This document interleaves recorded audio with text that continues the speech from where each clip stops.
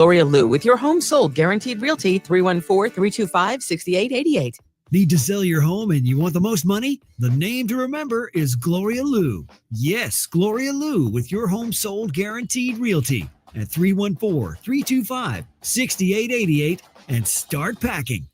News, traffic, and the latest on the Redbirds. This is the Redbird Rush Hour on KMOX.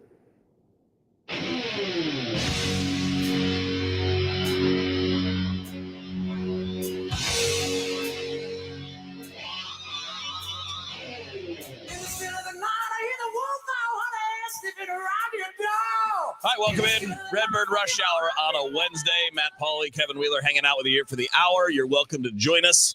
Anything you want to throw our way as far as we get a lot of Cardinals again today. I'm not sure if we'll change it up later on or not, but right now, pretty solid. Cole Bassett's left foot already in and already sharp. That's David Coverdale. You're right, brother. Whitesnake. There you go. Yeah. He's a great follow on Twitter, by the way. He tweets a lot of dad memes. Okay. That's pretty funny. That's good. It's pretty funny. Like this guy, this 70-something-year-old rock star just tweets like dad jokes and memes and stuff. It's pretty great. Guy after my own heart. We got a lot to do today, baseball-wise. Feel free to throw in anything. Later in the show, I've got a little bit of a bigger picture question. Okay. We'll start off with some more present stuff, but a bigger picture question. And I'll tease it now. If you guys want to jump in on the chat, so you can do this on Facebook, YouTube, or Twitter, and you can text 314-436-7900. If there's any single thing, don't list 10 things, and don't be crazy. Anything realistic, single thing that you'd really like to see Chaim Bloom address this offseason. I don't mean speak about, I mean do. Yeah. So if you want to go into that, we're going to touch on that a little bit later on. But first, let's just start with what we've seen. Obviously, playing pretty well here in the final week. Another win in San Francisco last night, which is solid. Yeah. Great win last night. Good come from behind win. Riley O'Brien nailing down another save. That's two close late wins for them in the last couple of days in San Francisco. They're playing reasonably well here at the end. Again, it's probably going to be too little too late, but okay, it's still fun. It's fun to watch good baseball. Last night was a good game. It was fun to watch, except for one guy. With the exception of Andre Palante, which I think is a real problem. Because when you look at what you have in your rotation for sure next year, you do control whether or not Sonny Gray pitches for you next year. Mm-hmm. Now, he has some control over that because he can ask for a trade or be willing to be traded. But the point is, right now, you have that choice. You have the control of him being back. You have Matthew Liberatore. You've got Michael McGreevy. You've got Andre Palante. And that's all when it comes to major league experience. Now, you'll have Quinn Matthews competing. I don't think Liam Doyle's an early season option. What's his name from Double-A Springfield? Henderson? Oh, Ishan. Yeah, Ishan. Yeah. He just made the All-Star team, like the postseason Double-A All-Star. He's a lefty, crafty lefty kind of guy. He may be a guy that's in the mix at some point. They have some guys there, but the point is, you don't have much that you can count on, and Palante continues to show that you cannot count on him. He needs to make major changes this offseason. And I don't know that he can. Yeah. Is he a non-tender candidate? I wouldn't think so, because isn't he a renewable player for next year? He's an ARB. This is his first year of ARB. He is an arbitration player. So he just made $2.1 million this year. Oh, boy. So this is his second ARB year? Yeah. So I asked the question again. Is he a non-tender candidate? I think he's a candidate. Yeah. I wouldn't necessarily expect it, but yes, the fact I didn't realize he had advanced that far already. The fact that he's already at 2, probably looking at 4.5. I'm not sure I want to commit that to a guy that I'm not sure is a major league starter. And I don't think he fits the profile of pitcher that Chaim Bloom likes. No. And there's a look. I don't want this to be just a let's trash this guy. I mean, Palante works hard. He's trying. Really good dude. It's not about that. Yeah. But as every manager and general manager and player will tell you, the big leagues are about getting the job done. And if you don't get the job done, somebody else is going to get your opportunity. That's what it's about. It's not about anything personal. I know he tries hard. I know he's working on things. I know he had success a year ago, right? He had a really good second half pitching as a starter for the Cardinals last year, and he finished with a 3.78 ERA, and that went with a 3.71 fielding independent. I didn't look at the expected one from last year. His expected ERA last year was 3.44, so it was legit. Like the 3.78 ERA in 2024 was legit. It wasn't fake. It wasn't bad luck. I'm sorry, good luck. It was legit. And this year, the bad is, well, it's not as legit as it looks because his expected ERA is almost a run lower than his real one. But the fielding independent is still 4.7, and the real one's over 5. And you pointed this out in a text last night with me and Bernie. It's just too many blowups, too many innings, and too many games where it just gets away. Yeah, that's my red flag warning on Andre Pallante. Again, I don't want to trash this guy. I like him a lot. This is where I hate these conversations because I don't like talking negative about people who I like. I like Andre Pallante a lot. Yeah. That being said, when that inning just started to go a little bit for him, I knew exactly what was about to happen. Yeah. And I think everybody did because we've seen it. I looked at the numbers last night because Bernie asked a question, one of our text messages, about how often has he had multiple innings. I didn't run the entire season, but since July 1st, and his numbers have been bad since July 1st. Since July 1st, about a quarter of his innings, he's given up 2 runs or more. Yeah. That's an insane number. Yeah. And it's happening way too often. And he looked awesome he looked really good for the first 2 innings. And then all of a sudden you get to that 3rd inning, and the way that thing played out, there's a base hit, there's another base hit. All of a sudden there's an error that happens when Arenado tries to throw home and hits the runner, and just everything falls apart. And for some reason, Pallante doesn't seem to be able to lock back in when things are going bad around him. Yeah, I think that's a really good observation, but it's clear because we're watching it happen when bad things. Well, but this is part of being a pitch to contact guy. Yeah, when you pitch to contact, you don't have room for error. So, like what I texted you guys last night when we were talking about Pallante is it's hard to be a pitch to contact pitcher when you can't command your fastball. He can throw it over the plate.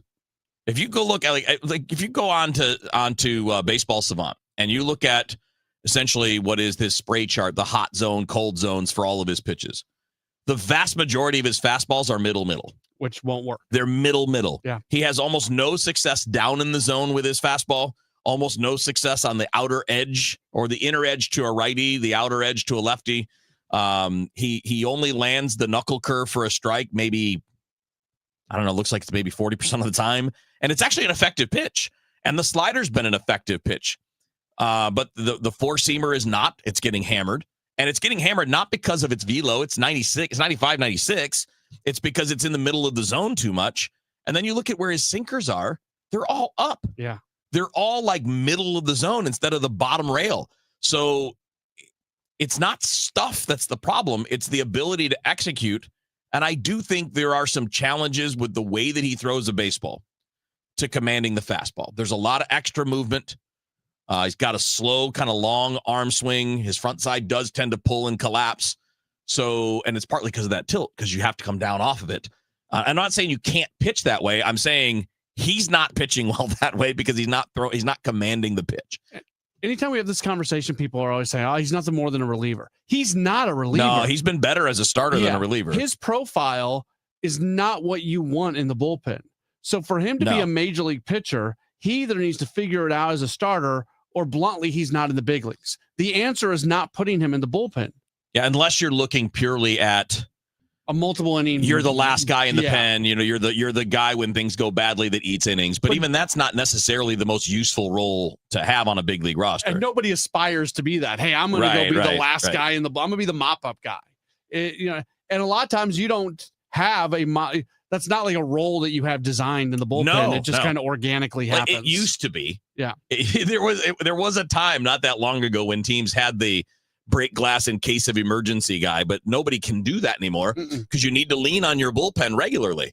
Nobody goes 7 innings very often. So you're going to need pitchers in your pen that you can count on. Isn't it weird? You go back to like the 90s and even the early aughts, there's guys in bullpens who wouldn't be used for a couple weeks. And now that is just crazy talk when you think about how things work today. Yeah, it's fascinating. So again, I'm not saying you're tossing him out, although with the possibility of arbitration, it wouldn't be shocking if he was a non-tender candidate.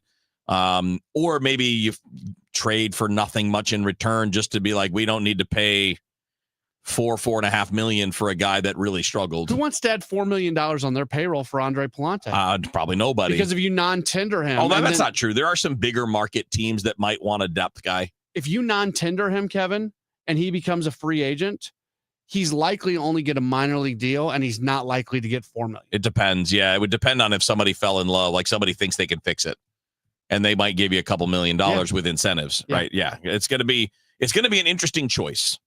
I would probably bet on them keeping him because of their lack of major league pitching depth. And then if he doesn't pitch well, just put him in Memphis. I don't know. I don't really know, but that's a fascinating question that we will talk a lot about in the offseason. The main thing for now is he has shown us his difficulties when it comes to managing difficult situations, when it comes to managing traffic and things that go wrong. When you're pitch to contact guy, having 20 home runs allowed in 160 innings is not great. It's not the end of the world, but for those guys, you should be getting more ground balls. You shouldn't be giving up that much damage. But it's all about fastball command, not control. He throws the fastball in the zone. It's just down the middle. And it's down the middle way too much is probably the way to put it. All right, let's go polar opposite of Andre Pallante coming up next. Ivan Herrera. Another home run last night. He is destroying September. And his numbers are pointing in a direction that might, that's the key word, might indicate that he can be one of those anchor bats you build around. Maybe. Talk about that next up here on the Redbird Rush Hour on KMOX. Get ready, because here they come. 1, 2, 3, 4. It's Beatlemania all over again with the Fab Four, the ultimate tribute to the Beatles. Entertainment Tonight says seeing the Fab Four is just like seeing the Beatles. The Fab Four takes you through the 60s with the music that changed our lives. It's a show you won't want to miss. Saturday, October 4th at the Family Arena. Tickets on sale now at the Carroll House box office located at the Family Arena or Ticketmaster. Herman's Hermits, starring Peter Noon. Something tells me I'm into something good. And the Lovin' Spoonful. Do you believe in magic? Saturday, October 25th at the Family Arena with the Hollies' greatest hits, starring Terry Sylvester. Get tickets now at the Carroll House Furniture box office, located at the Family Arena or Ticketmaster. Herman's Hermits, starring Peter Noon and the Lovin' Spoonful. House stealing. It's a nightmare that's real. It's the FBI's term for thieves stealing your home's title and draining your equity. Just one fake document filed with a recorder, and scammers can own your home on paper, drain your equity, and do it all without you even knowing. Imagine waking up to a foreclosure or eviction notice. Listen to former title thief Matt Cox. What people don't realize is the ease in which this crime can happen. I can take the deed to your house and I can transfer that deed into my name. It's a great crime, and it's happening all the time. So how can you stop the nightmare and protect yourself? Find out if you're already a victim now at HomeTitleLock.com. Use promo code RADIO and get a 30-day free trial of their $1 million triple lock protection, a title scan, and access to a title specialist, a $250 value. Don't wait. Go to HomeTitleLock.com now, promo code RADIO. There's a lot on the line in divorce. This is Joe Cordell of Cordell & Cordell, the largest family law firm in the country, with over 35 years of helping clients navigate divorce. Divorce touches all areas of your life: your home, savings, retirement, and of course, kids. So when you find yourself facing divorce, you need a partner you can count on. If you are facing divorce, contact Cordell & Cordell today at 1-855-GET-LEGAL. The choice of a lawyer is an important decision and should not be based solely upon advertisements. 600 Kelwood, St. Louis. Your garage door is always there for you, rain or shine. Are you taking your garage door for granted? Is it screeching and whining for attention? Trust Overhead Door Company of St. Louis to keep your garage door reliable. Maybe the old weather stripping needs replaced to keep out the cold and hot air. Call Overhead Door Company of St. Louis, trusted here since 1926. For same-day service, call 314-781-5200 and schedule online at overheaddoorsstlouis.com. At Sandberg Phoenix, we're more than just a law firm. Our attorneys are committed to you, your business, and your community. We are ready to serve you in the areas of business litigation, intellectual property, health law, and products liability. SandbergPhoenix.com. The choice of lawyer is an important decision and should not be based solely on advertising. Traffic from the MichaelsFlooringOutlet.com Traffic Center.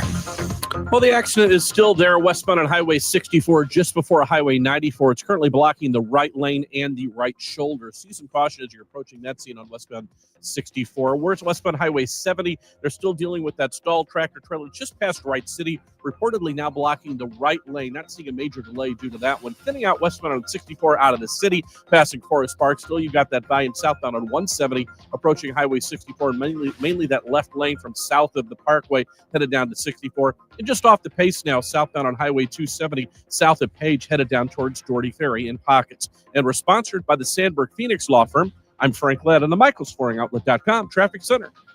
This is the Redbird Rush Hour on 104.1 KMOX.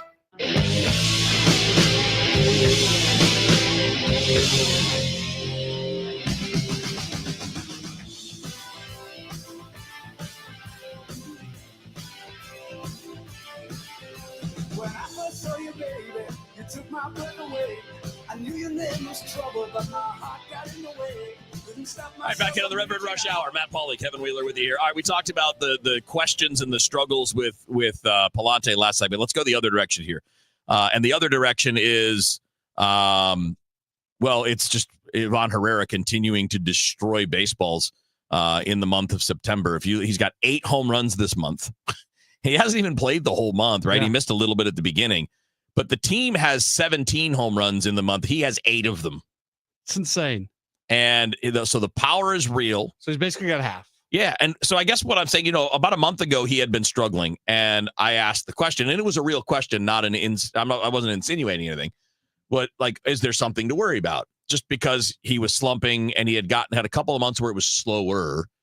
But now I think we're just seeing that was just a normal slump. Yeah. And he has recovered, and he's at 19 home runs right now in 103 games played. Yeah, this isn't an I told you so thing because I get lots of things wrong, but I was never worried about him.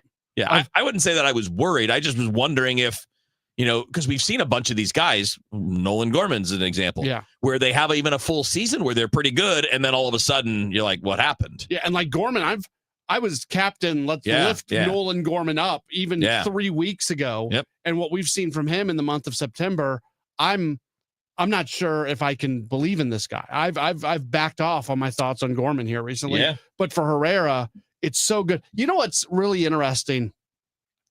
Watch the pitchers when they give up these home runs. Verlander 2 nights ago. Who did he hit the one off last night? Was it the starter?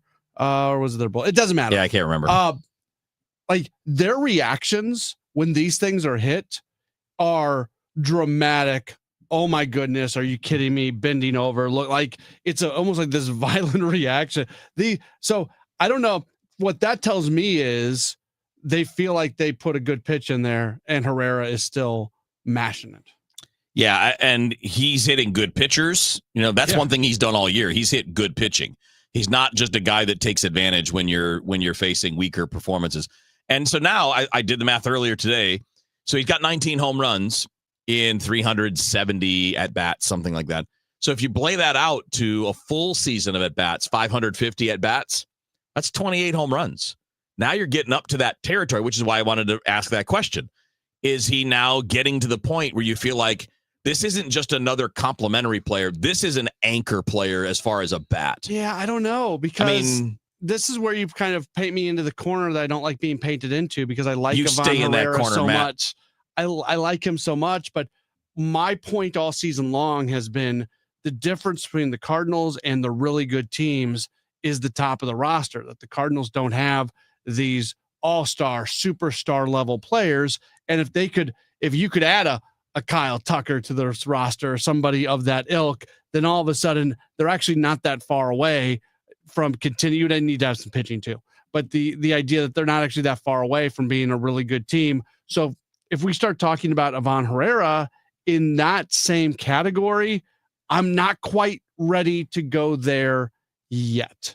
I just need to see a little bit more. I need to see him do it for a full season, basically. Well, that's the thing. You got to keep him on the field, right? That's the one thing where you don't want to. To me, that's the only thing holding back from saying yes. Is we still haven't seen a full season. Because this year, because of the injuries, turned out to not be a full season. Yeah, everything is there though. The production is there. Bernie pointed this out on DGS earlier. If you look at weighted runs created, which is just a catch-all that compares you to the rest of the league, and it's a number that shows you how you relate to the league. So if your weighted runs created plus is 100, you are a league average player, right? Mm-hmm. If you're the best player in the sport or best hitter in the sport, which is Aaron Judge, you're about 100 points above average. You're 100% better than average. Yeah. So his is 206. Since August 1st of last year, if you take all the hitters in baseball that have had at least 500 at-bats, 500 plate appearances, Herrera's production ranks 9th in all of baseball in weighted runs created. Now, again, he's played about 60% of the games that Aaron Judge and Shohei Ohtani and those guys have played, which is where we're getting to this point. But the batted ball numbers match. His bat speed's in the top 15, 18%.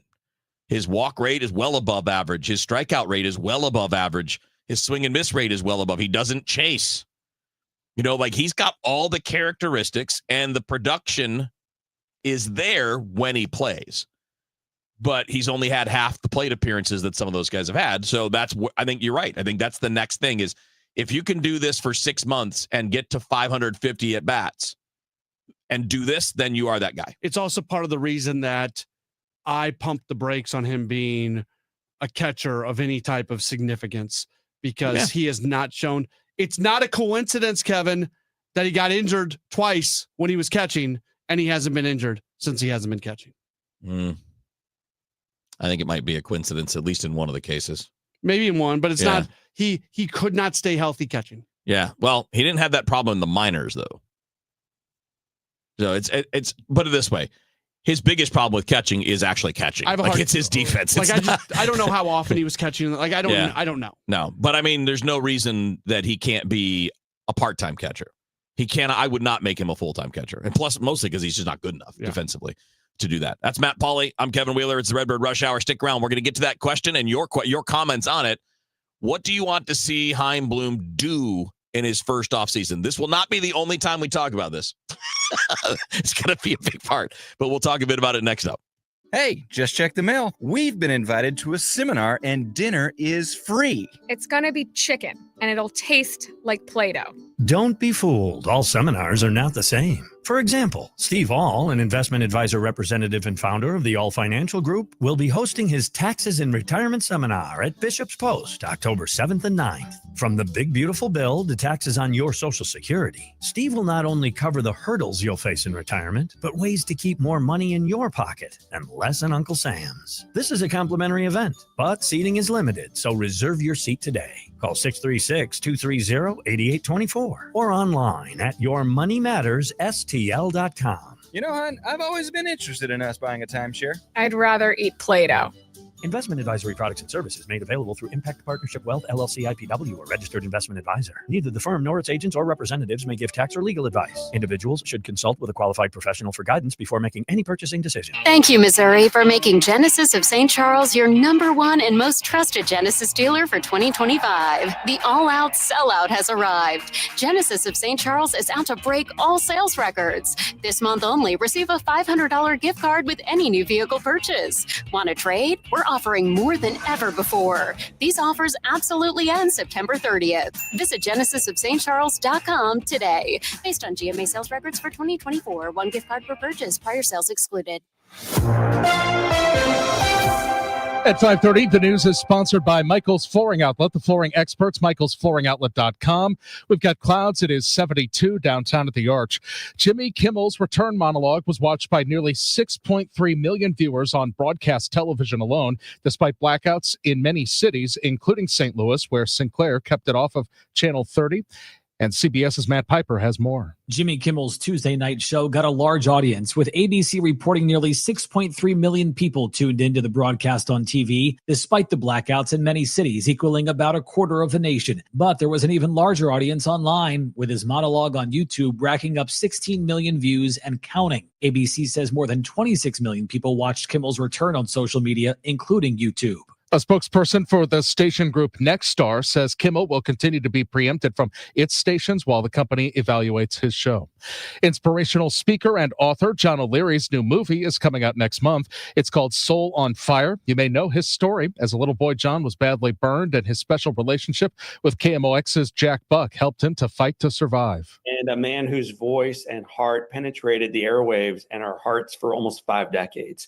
And so every single time I'm with KMOX, it's more meaningful. And I say this with humility, but truth, man, it's more meaningful than almost any other work I do because we carry forward that legacy. The movie comes out October 10th. It has stars like William H. Macy and John Corbett. The Chris and Amy Show is giving away tickets to see it all week on their show.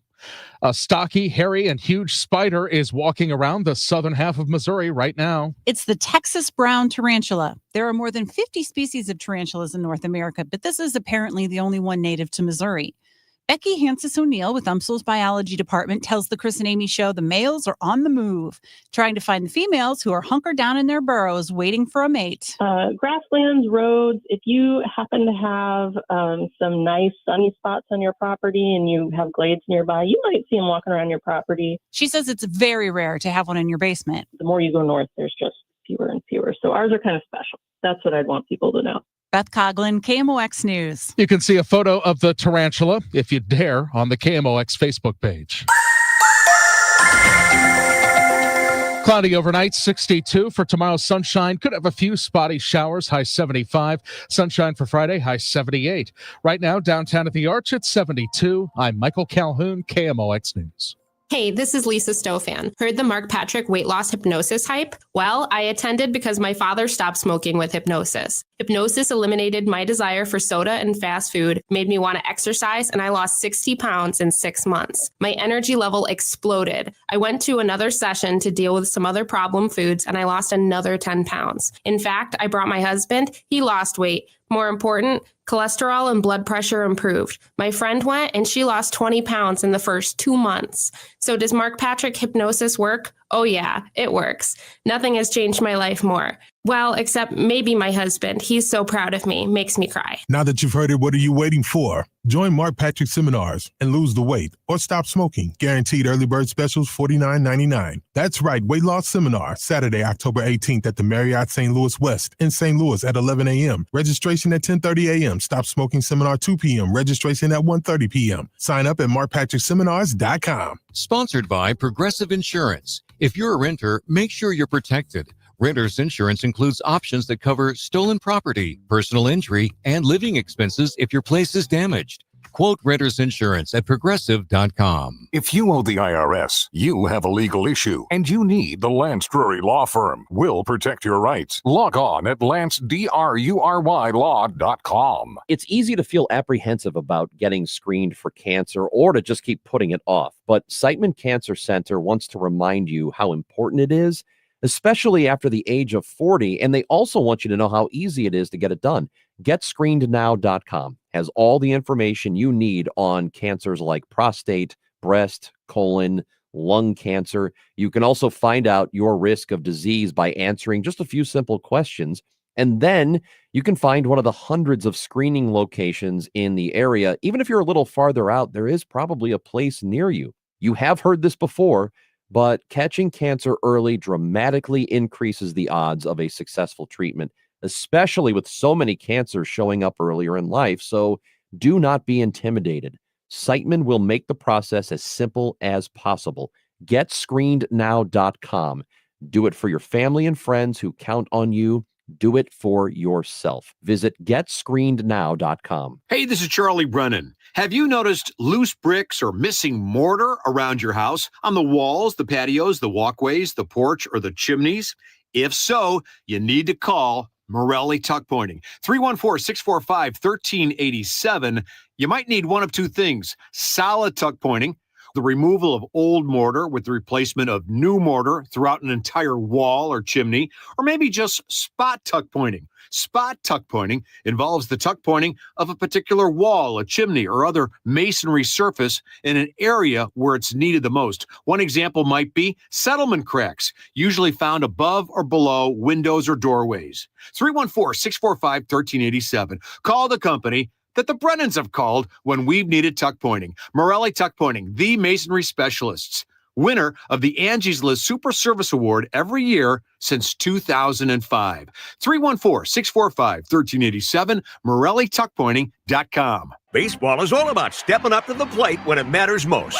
And when you've been injured, you need a heavy hitter in your corner. Morgan & Morgan, America's largest injury law firm. Proud sponsor of the St. Louis Cardinals. Injured? Visit forthepeople.com for an office near you. If you're drowning in IRS debt and can't afford to pay, then you need to take advantage of special IRS tax programs that are available and free yourself from IRS collection efforts once and for all. Due to the financial hardship consumers are facing throughout the country, the Internal Revenue Service has made it easier to settle delinquent tax problems. An open phone line has been established by Community Tax for consumers to call and see if they qualify. Take down this number or store it in your cell phone, but call the Community Tax Helpline at 800-536-9607. If you owe back taxes to the IRS and cannot afford to pay them back, or even if you have years of unfiled tax returns, there's no need to fear anymore. But you have to call the Community Tax Helpline today at 800-536-9607 for the help that you need. Don't take on the IRS alone. They can attack your wages, savings, pension, home, and even your Social Security check. Call 800-536-9607 for your free consultation and to see if you qualify. That's 800-536-9607.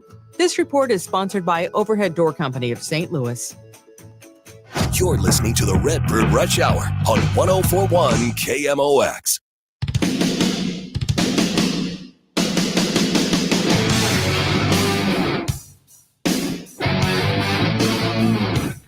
All right, Redbird Rush Hour. We're going to get to some of your answers to our question, which is give us a thing that you want to see Chaim Bloom do. Not say and not 10 things and not build a World Series winner. Like, is there, like for me, Dave Glover actually asked me that question yesterday. I wanted to bring it up and we'll ask you and we'll get into some of the answers on that. And mine was just keep getting power.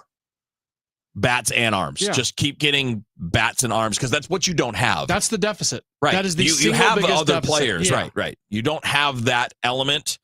You get that, and obviously you use that to add, not necessarily replace everybody you have, but to add to what you have. And you look at what they're drafting. They're doing that. Yeah, no, they started to. You look at what what they got in at the deadline, the players that they brought in, they got a little bit of they that. got Baez from the Mets as a power hitter. Yeah. Blaze Jordan, is that his name? Yeah, Blaze Jordan is not so much a home run guy, but he drove in a lot of runs. Yes. And he has the bat speed to hit homers. He just hits too much on the ground still. Okay. Sounds familiar. Yeah. See Jordan Walker. Yeah. But he's been more, well, again, it's only in the minors, so we don't know. But he's got a profile that you can do something with. But before we get to those answers, we got 2 minutes before traffic, 1 minute before traffic. Let's do this. Henry Wells is the president of the Nolan Arenado fan club. I'm just teasing you, Henry. But he said, what about Arenado's home run last night? His bat has been red hot. I wouldn't call like 8 games of a 700 OPS red hot, but okay. 1,000 OPS is red hot. Yeah, not 900 is. Okay. 700 is it's above average, but it's not red hot. But why not have that for 26? He said, Gorman doesn't have that many fewer at bats than Nato this year. Nato's bat heating up. Does it change your mind? No, nothing in 8 games changes anybody's mind in the real world, Henry. It just doesn't work that way. No other team is going to be thinking that. I'm not thinking that. And you can't ignore the larger trend, which is 3 consecutive years of significant decline production from a guy who's now turning 35. It's age, man. It's not that nobody likes Arenado. We would all love Nolan Arenado to be a productive player. But he's gone. So in 2022, he was an MVP candidate, right? He and Goldschmidt. He was 50% better than league average.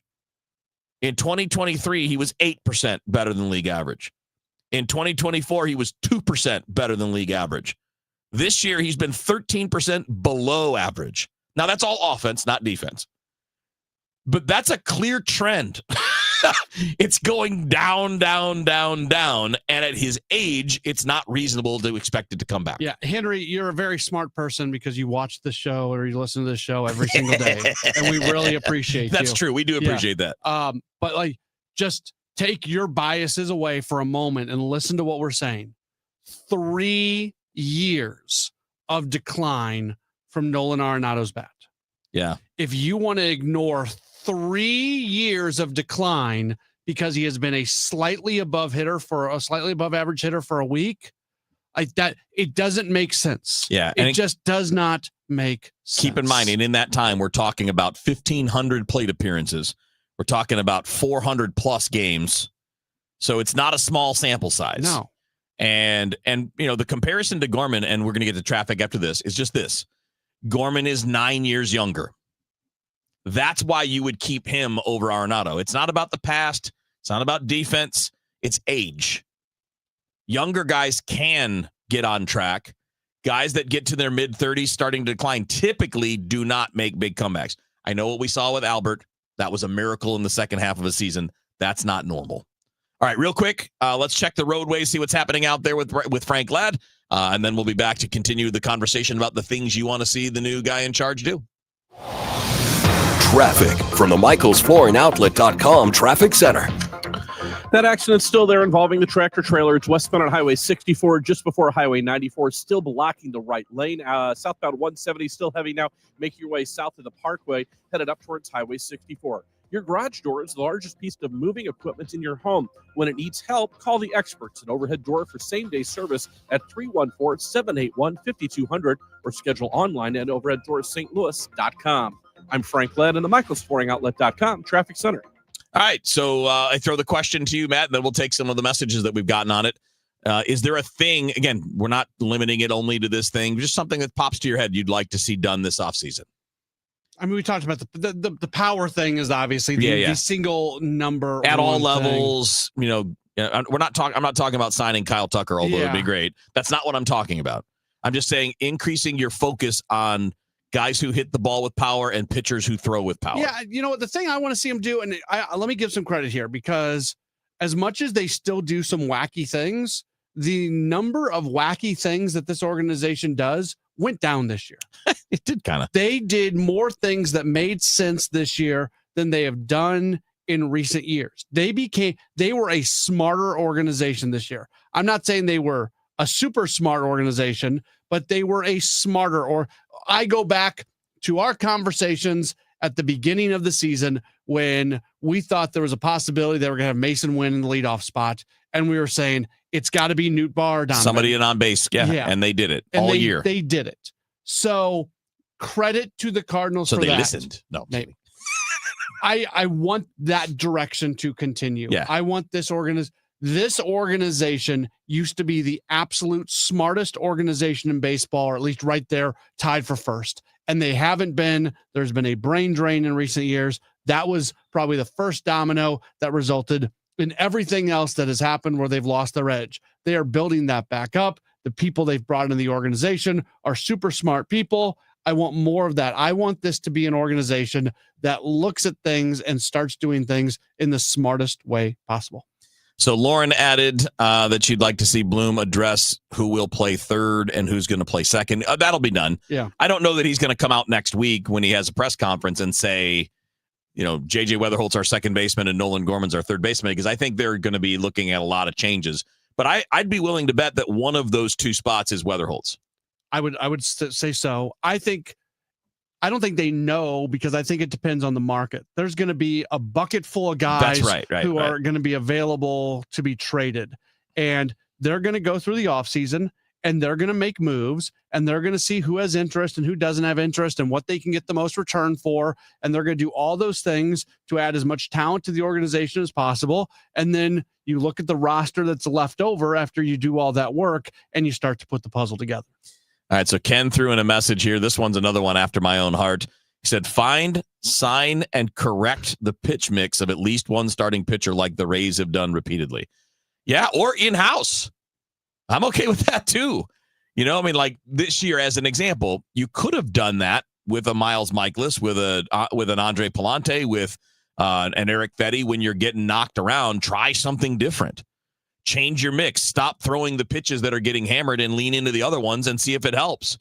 So that kind of falls in line with what you just said, the being smarter and doing some of those things, and what we're talking about, seeking characteristics. Yeah, they do need to be able to find some more diamonds in the rough. And now that this team did in Miles Michaelis when they brought him back when he was coming back from Korea. The problem is that as it went along, it kept getting worse, and you just never saw a different version of the guy, right? At his age, he's not going to like add 4 miles an hour or anything, but you can change what you're doing in terms of sequencing and, okay, my four-seam fastball is getting hammered. I'm just going to not throw it as my primary pitch. And not to be president of the Miles Michaelis fan club here, because I've been very frustrated with him. Of all the years of Michaelis, I actually think he made the biggest attempt to make some tweaks in the way he pitches this year. But it also seemed like at times he just reverted back to the way it's always been. Yeah, I mean, I'm just looking at a fastball that got hit at like a 500, 600 slug, and you just keep throwing it. Yeah. I mean, at some point, and that whole, you got to go off the plate a little bit more often, too. And he said he was going to, and he did a little bit, but then he didn't. You know what I mean? Mm-hmm. I get it that things are hard to, sometimes it's hard to commit to a change when you've done things a certain way. But again, to his credit, he's had a good final month of the season. That's fine. Yeah. That's fine. But he's part of the reason they're out of the playoff race. He is. And he's not alone. Palante's in that. Fetty's in that. And the decision makers are on that. Yeah. Because they didn't change anything. And for a lot of the year, you left 3 guys in the rotation that were not as good as the guy you had at Memphis. And if Michaelis is your 5th starter and you've got a bunch of legit dudes in the rotation, it's not the end of the world. There's some 5th starters out there that are not as good as Michaelis, or maybe he's been one of the worst pitchers in baseball for a while. For 3 years, yeah. Yeah, but he doesn't kill you. As your 5th starter with other dudes in the rotation, he doesn't kill you. If you had one of those 3 instead of all 3 of those 3, you might be a playoff team. Yeah. Yeah. And so it's not an easy fix. That's the hard part. And that's what we'll be talking about throughout the offseason. His interest in the offseason, really, I'm very curious about that, because he's going to pitch somewhere next year. He's going to get a 1 year. I know that. But is he going to get a major league deal? Is it going to be a minor league deal with invite to spring training? Like, what is it going to be? No idea. I'm pretty sure it's not going to be in St. Louis. I wouldn't think so. Yeah. I would hope not. I don't want to do the same thing over again. I don't either. Even if it's going to not be right, I'd rather it be different, because at least then you're getting a chance at change. It's just not, again, I don't want to bet on older players. You're not contending next year. That's not the plan. Now you could, but to me, the path to contending is your young guys stepping up, not adding more guys in their mid to late 30s. Yeah. All right. One more segment coming up. We get to a few more of your text messages popping in here when we get back on the Redbird Rush Hour. We all hear the radio ads about the IRS. They tell you to be afraid, to be scared, and they try to frighten you into calling. I'm not here to do that. Tax Relief Advocates is different. TRA is here to tell you that if you owe money to the IRS, whether it's $5,000, $50,000, or $500,000, we have a solution. It doesn't matter if you're sitting in your car, at work, or with your kids. No matter where you are, call now. 800-575-6481. Don't lose hope. TRA can eliminate or reduce what you owe to the IRS. Generous programs are now available that can give you a fresh start. Our passion is taxes and helping individuals fix their IRS problems. We have over 1,000 5-star reviews on Google and an A+ with the Better Business Bureau. You don't need to be afraid of the IRS any longer. End your tax nightmare today by visiting us online at TRA.com or call 800-575-6481. That's 800-575-6481. Tax Relief Advocates. Real solutions for real people. Glover here for my friends at Cantor Injury Law. Cantor is local, and we're here doing the work every day. We're right here in St. Louis, and we're ready to fight for you. CantorInjuryLaw.com or call 314-628-9999. The choice of a lawyer is an important decision and should not be solely based on advertisements. Hi, this is Charlie Brennan. I see clearly now thanks to the doctors, Greg Birdie, Ranjan Malhotra, Robert Brusati, and Andy Royer. You can too. YourEyeDoc.com. It's the most inspiring night in sports, the Musial Awards at Stiefel Theater. You can be in the audience for this nationally televised event from St. Louis. Named for Stan the Man, the Musial Awards celebrate those who uplift us through their extraordinary sportsmanship. Experience the remarkable moments and people that make this an event like no other. The Musial Awards, presented by Maryville University, Saturday, November 22nd. Tickets at musialawards.com. Traffic from the MichaelsFlooringOutlet.com Traffic Center. Well, we've got a new crash, and it's eastbound Highway 64, just east of Prospect. The accident is over on the right shoulder, essentially off onto the grass off the right shoulder, but you've got an emergency vehicle on the right shoulder and a fire truck, ladder truck that is just pulling off the scene that had been blocking the right lane. So you're going to be able to get around this accident pretty okay, but you do have that left concrete median wall in the way, blocking partially in that left lane in the road construction zone eastbound on Highway 64. So it's the right shoulder now that is blocked eastbound 64 at Prospect. Westbound Highway 64 is the other accident right now. It's just before Highway 94, still blocking that right lane. Just a brief slowdown approaching that scene. I'm Frank Ladd on the MichaelsFlooringOutlet.com Traffic Center. You're listening to the Redbird Rush Hour on 104.1 KMOX. All right, let's wrap it up. We got some more messages to run through here before we get to the top of the hour. And, Matt, we wanted to talk about Brendan Donovan anyway, so this is a good excuse. Wes jumps in on YouTube and says, I want Heim and the rest of you to realize that this team is closer than most think and not trade Donovan. They have plenty to trade. They can sign a couple of pitchers and a right-handed outfielder. So a bunch of things. First off, if we're talking about this team being close to being a playoff club, yeah, they are. They're obviously you would have only had to need a couple things to bounce in a different direction this year, and they would be right there in a playoff race. So the idea of them being close to being a playoff club, they're right there. The idea of them being close to being a team that can contend at the highest level, they are still a really, really long distance away from that. So there's two different things. But to the Brendan Donovan thing, last night I had mixed views on something because I love the story of because the day before he had been scratched right before the game. He's still banged up. Right. He wasn't in the initial lineup yesterday. He goes out, gets some running on the field, does a few things, tests the leg, feels great, goes and talks his way into the lineup. So they change the lineup, they pull Fermin, they put Donovan in. And then what does he do? He ties a major league record with 4 doubles in a single game. He drives in the tying run in the 9th inning. He has this amazing game. He had a great interview with Alex afterward where he was talking about the importance of these games and building a culture. And, winning games like this now is going to help the team forward. So I love that storyline, that narrative, everything about it I love. But also, we're talking about, and the other, talking your way into the lineup. He was out. That's we can't do the real world equivalent of stuff in sports very often, but that's the equivalent of you're sick. You've had somebody, your boss has already found the person who's going to come in and work for you one day, and then you feel better. And you're like, you know what? I'll go ahead and go in. No, you got the day off. You're going to take it. So I love Brendan Donovan for that. But we also talk so much about the veteran players who get to go make the decisions, and he goes and talks his way into the lineup, and that's something that we've been frustrated with. So it's that whole thing, the way that whole thing played out last night, I thought was kind of interesting. Yeah, see, here's the thing that I don't think you're super far away. I don't think it's productive to chase it right now. You don't have enough infrastructure. You don't have enough stability in franchise building to be like, oh, yeah, let's just go sign who? Who are the pitchers that get you there? Who are you getting? They're not signing Dylan Cease. No. They're not going to throw $170, $180 million contract at a starting pitcher. What they lack are guys at the front.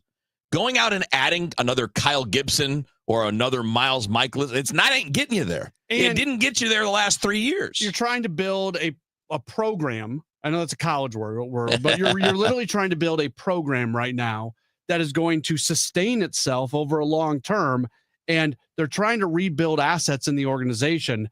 If you start using some of those assets to make trades for major league guys, well, they're just going to run into this exact same problem again, right? They've got to restock that system, and they've got to get this thing chugging along again. Yeah, and again, I'm not saying you can't be good next year. I'm not either. I think with the right set of moves, like let's say you're able to trade a couple of your redundancies for some pitching depth.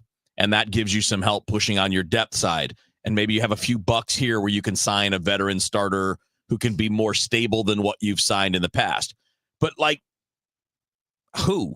That you're not necessarily getting a really proven starter for any of the guys that you're trying to trade, unless you're trading Brendan Donovan. Yeah. I mean, that like the argument to trade him is not a must because he'd be great to keep around. He's a good influence. He's a positive player. He's a good leader, and you want him. But the question then is mostly about, and it's just this simple, is are you going to be good by the time he's getting paid a lot of money? I don't know. Yeah. When I listened to him talk last night, though, I thought to myself, it's a bummer if this team gets good and he's not a part I of it. agree. Yeah. I don't want him going anywhere. Yeah. But if somebody says, here's some things you don't have, and we would take that, you got to think about it. You got to listen on almost everybody, just not on Herrera. None of those guys. All right, buddy, have a good show tonight. So we got Sports Open Line next, followed by Cardinals baseball here on KMOX. Let me tell you about this new pretzel cheddar club. Hey, I'm Carlos. And I'm Ebony. And a little thing we love about the Chick-fil-A Pretzel Cheddar Club is the tangy Dijon with the pretzel bun. It takes it to a whole nother level. It goes perfectly with the chicken and the cheddar cheese and the bacon.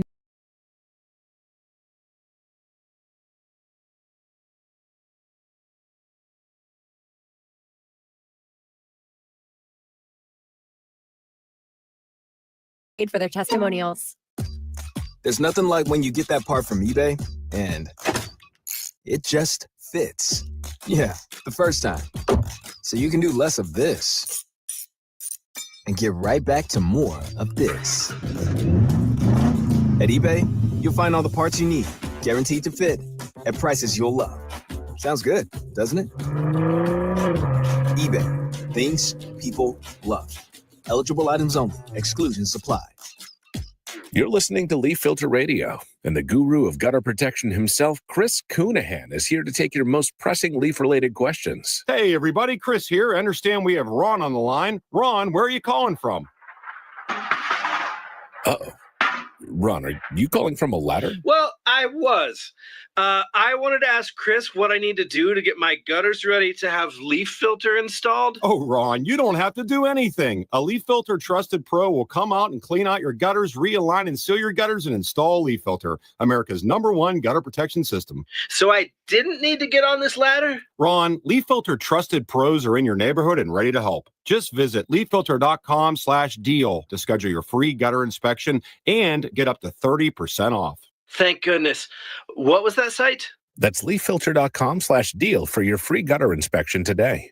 See representative for warranty details. Promotion is 20% off plus a 10% senior or military discount. One discount per household. Hey, it's Matt Pauley for i3 Broadband, the internet provider in the Pauley household. I think you'd love it if you had them as well. We've got the 2 gig package at our home. 2 gig upload, 2 gig download, mirrored, and we're spending less money than we did with the cable company for lesser service. Plus, right now, they've got savings over $400 beyond their already low standard pricing. You got questions? They've got answers. Call 877-976-0711, and they've got people there who can answer all your questions, or head to their website, i3broadband.com. Soul on Fire, the inspiring new movie about St. Louis's own John O'Leary, is coming to the big screen. His story of triumph and resilience is one you won't forget. In partnership with Cherry Kelly Heating and Air Conditioning, The Chris and Amy Show is hosting a special sneak peek Thursday, October 2nd at 7 p.m. at Ronnie's Theater. Listen all this week to The Chris and Amy Show for your chance to win exclusive passes. For full details, visit KMOX.com/events. Traffic from the MichaelsFlooringOutlet.com Traffic Center.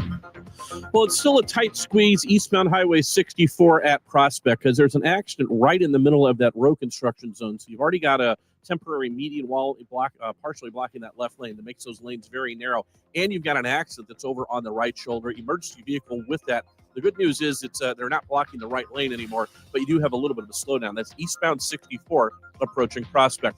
Westbound Highway 64, they got the accident out of the way. That was at Highway 94. All lanes are back open there. Those delays are gone. West of there, it's a great run towards Lake St. Louis. Westbound 70, delay-free this afternoon, starting at the Blanchette Bridge, past 370, 79, out to Lake St. Louis as well. Southbound 170 has thinned out, approaching Highway 64. Westbound 64 has thinned out, passing Forest Park as well. I'm Frank Ladd on the MichaelsFlooringOutlet.com Traffic Center. News, talk, cards. KMOX AM St. Louis. KMOX FM Hazelwood. Always live on the free Odyssey app.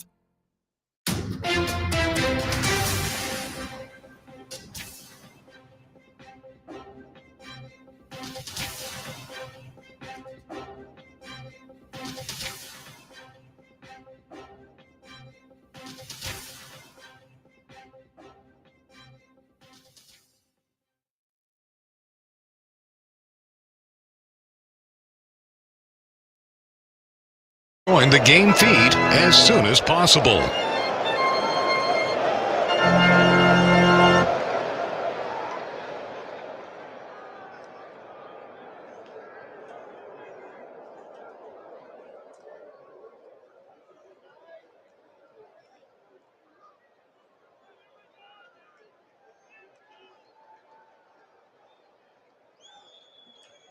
The Cardinal Radio Network is experiencing technical difficulties. One guy took video of him and his family ducking into their car. Another was staying at a hotel across the freeway and says he heard about 10 seconds between each shot. He was targeting and zeroing in and then shooting. The FBI says the gunman killed himself, calling this targeted violence. Director Kash Patel says the shell casing had anti-ice written on it. Alan Skaya for CBS News, Dallas. President Trump says the violence is, quote, the result of the radical left Democrats constantly demonizing law enforcement.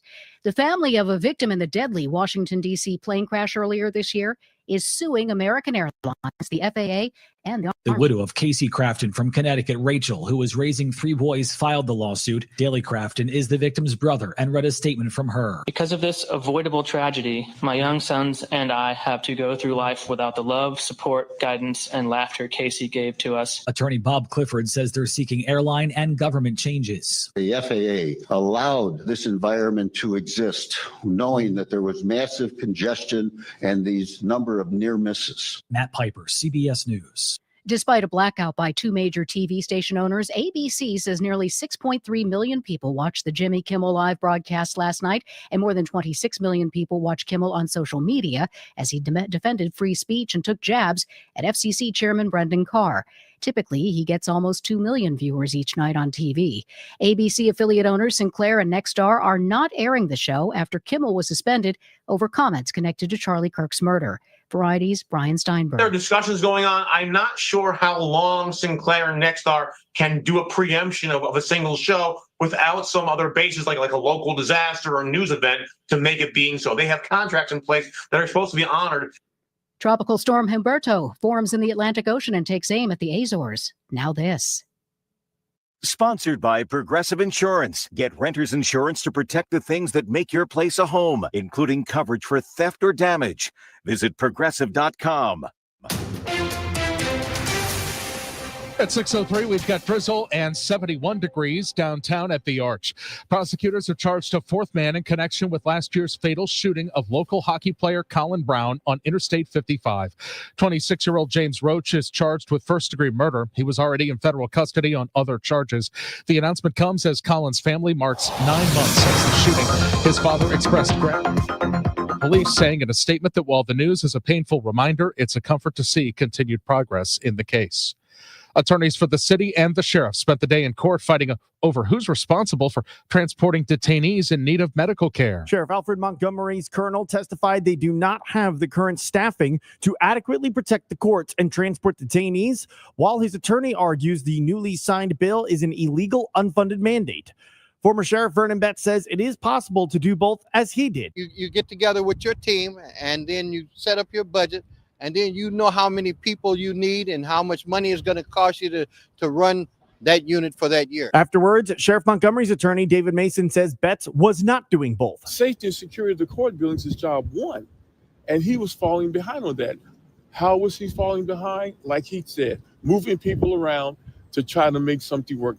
No decision was made by the judge. Sean Malone, KMOX News. The city public school superintendent, Dr. Millicent Borichetti, sent out a news release that says the district is taking, quote, significant steps to address findings from a recent state audit. Borichetti says the district is actively collaborating with key partners, including DESE and the St. Louis Regional Business Council. However, the one key group not included in that collaboration, the union. Local 420 spokesman Byron Clemens. The district has been financially stable for a while. We had, up until real recently, a $200 million budget surplus, and we've seen the audit recommendations that action should be taken within the next 2 years, and we recommend following those suggestions. Last month, the union submitted to the school board a vote of no confidence in Millicent Borschetti for one reason: her push to close schools without any input. We would propose that the public get to weigh in on this and come up with some suggestions other than closing schools. Maria Kina, KMOX News. There is a public town hall at Vashon High School on October 1st. Boeing plans to move its FA-18 Super Hornet upgrade work out of North St. Louis County by 2027. The company needs to make room to build newer projects here, like the next generation F-47 fighter. The current team of workers will be moved over to work on these other programs. It doesn't appear the move has anything to do with the current labor dispute. Aerospace industry analyst Richard Abalafia tells KMOX. I think the important thing to remember is that this is modification work, and Boeing has never really done a lot of that in St. Louis. St. Louis is a new build center of excellence, and the Super Hornet new build production program is ending in 2027. Inspirational speaker and author John O'Leary's new movie is coming out next month. It's called Soul on Fire. You may know his story. As a little boy, John was badly burned, and his relationship with KMOX's Jack Buck helped him to fight to survive. And a man whose voice and heart penetrated the airwaves and our hearts for almost 5 decades. And so every single time I'm with KMOX, it's more meaningful. And I say this with humility, but truth, man, it's more meaningful than almost any other work I do because we carry forward that legacy. The movie comes out October 10th. It has stars like William H. Macy and John Corbett. The Chris and Amy Show is your chance to win tickets all week to see it. 6:06, let's get you a check on the roads. Here's Frank Ladd in for Roger in the traffic center. Frank? Michael, we're sponsored by Anderson Hospital. Still dealing with this crash. It's eastbound on Highway 64 at Prospect. The good news is all the emergency vehicles that had been blocking the right lane are gone, just the right shoulder, and the vehicle is off onto the grass. So you can get by this accident scene pretty quickly, as drivers apparently are. So that's the good news there. Out of the city, we are delay-free now passing Forest Park on 64 westbound. Southbound 270 looks good between Page and Doherty Ferry. 70 westbound, we are delay-free. Make your way through St. Charles County, headed out towards Lake St. Louis. I'm Frank Ladd in the MichaelsFlooringOutlet.com Traffic Center. Still dealing with changeable skies as we go into our Wednesday evening, partly to mostly cloudy skies. Still going to be a few showers around from time to time, kind of spotty showers. Evening temperatures in the 70s, 62 for the overnight low, but the chances of rain are getting smaller and smaller. Thursday, partly sunny skies. Just for good measure, I'm going to keep a chance of a spot shower, but Thursday, primarily a dry day, a nice northwest breeze, relatively light. 77 for the high. Northwest breeze dries things out. On Thursday night, clear skies, excellent. 58 for the low. Friday, sunny and 80. Friday night, clear and 59. Dynamite weekend coming up. Saturday, sunny, 84. Sunday, sunny and 84. Now, those temperatures are about 6-7 degrees above average, but it should be a great dry weekend on the way. I'm meteorologist Dave Murray on 104.1 FM. KMOX. We have a cloudy sky at the moment. It's 71 downtown at the Arch. I'm Michael Calhoun, KMOX News. Come on, let's get going now. From KMOX Sports. We're primed and ready. All day, baby. Man, let's go. This is the Gray Bar Sports Open Live. Gray Bar, your distributor for electrical and datacom needs. On 104.1 FM, KMOX. Here we go on a Wednesday. Welcome in. It's a Gray Bar Sports Open Line right here on KMOX. Amazingly, this is the final night game of the year for the Cardinals on a week. I guess final night game overall because they'll play 3 straight day games in Chicago coming up this weekend. So this is it. Now, we'll still have some sports play-by-play here on KMOX on some of these nights. We'll have some NFL football, whether it's the Chiefs, Thursday Night Football, some other Westwood One stuff. We're not that far away from Billikens season, so we'll have Billikens basketball for you. And you never know what else might pop up. But, yeah, we've got almost a whole show today, but we're going to have a lot of sports open line here moving forward, and glad to be able to do that as the season really does start to wind down. As always, if you want to chime in on the program, you can do so. Multiple ways to get connected. You can call or text 314-436-7900. 314-436-7900. That's how you call or text. You can tweet at me at Matt Pauley on air, MattPauley on air. Or you can leave a message on the stream. For those of you who are watching on Facebook, Twitter, and YouTube, just leave a comment in the chat, and we'll get to some of those as we continue on. We'll continue some of the conversation that we had going during Redbird Rush Hour. From a guest standpoint today, we've got a few folks that are going to come on. Bernie Miklasz is going to be with us for his weekly conversation here on Sports Open Line. In about 10 minutes, we'll get him at 6:20. Later on this hour, we're going to talk with Bradley Wright Phillips. He is a MLS analyst, MLS 360 analyst for MLS Season Pass and Apple TV. We'll talk City SC with him.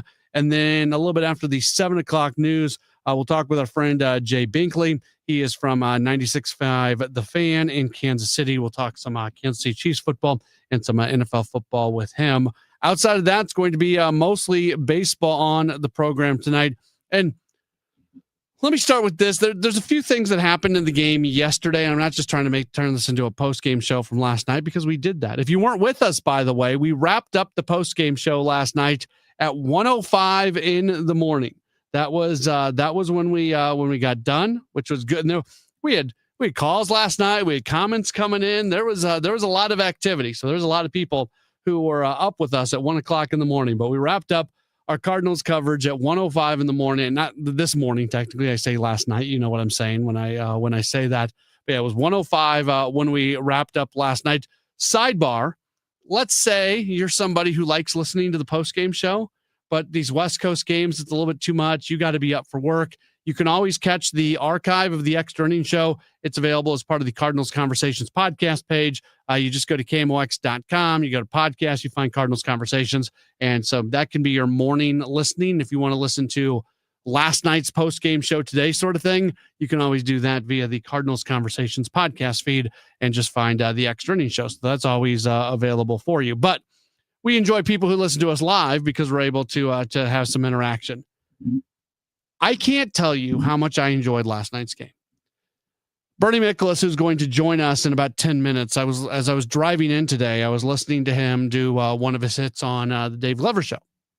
And I was really happy with what Bernie said, because there are a million reasons to be critical of the Cardinals and this team and the things that are going on.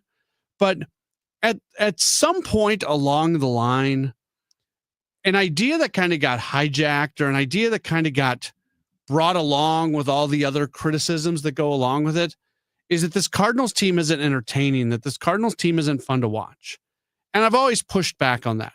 Are there games where they're not? Yeah, of course there are. That's 100. And my contention has always been baseball has the widest margin of being not good to really good. A really, really bad Major League Baseball game is worse than a bad football game. It's worse than a bad basketball game. It's worse than a bad hockey game. But I would also contend that a really, really good baseball game is better than a good football game.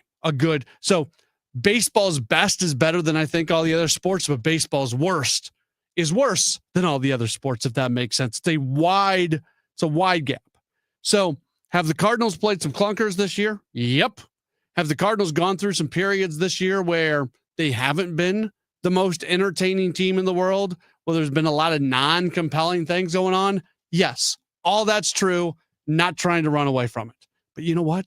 That's true for every team in baseball. It just is. You pay attention to the Cardinals on an everyday basis, so you see it, and it's frustrating, and they're not winning as many games as you would like them to win. And then all of a sudden they go play a clunker, and this idea that this team is just not a fun team to watch all of a sudden gets like put into everybody's psyche as being a thing. And speaking of things that I would contend in the strongest way possible that this has actually been a pretty darn entertaining Cardinals team this year. And if you listen to me, you know I don't like talking through the attendance thing. Like I just don't think it's an interesting conversation. And I don't think anything new has happened to add to the conversation.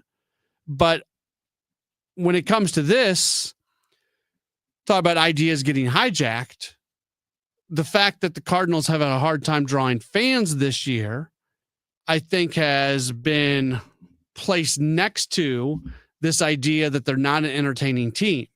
Oh, fans aren't going to the games. They must not be an entertaining team. I don't think that's what's not driving fans to games or driving fans away, like however you want to say it. That's not what's going on. There are other reasons that fans are not showing up. There's a lot of reasons why fans have not shown up. And again, we've already gone through that and we've talked about it way too much.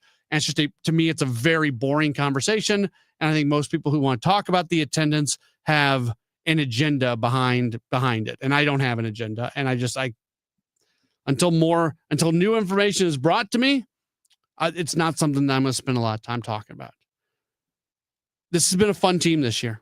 And last night's game is a great example. If you were with me at 1:00 in the morning last night, I think I was pretty fired up. I had a lot of excitement to me. I was telling Daniel Hinkamp, our producer, who's here right now, was shoulder to shoulder with me last night as we were on the air until 1:00 in the morning.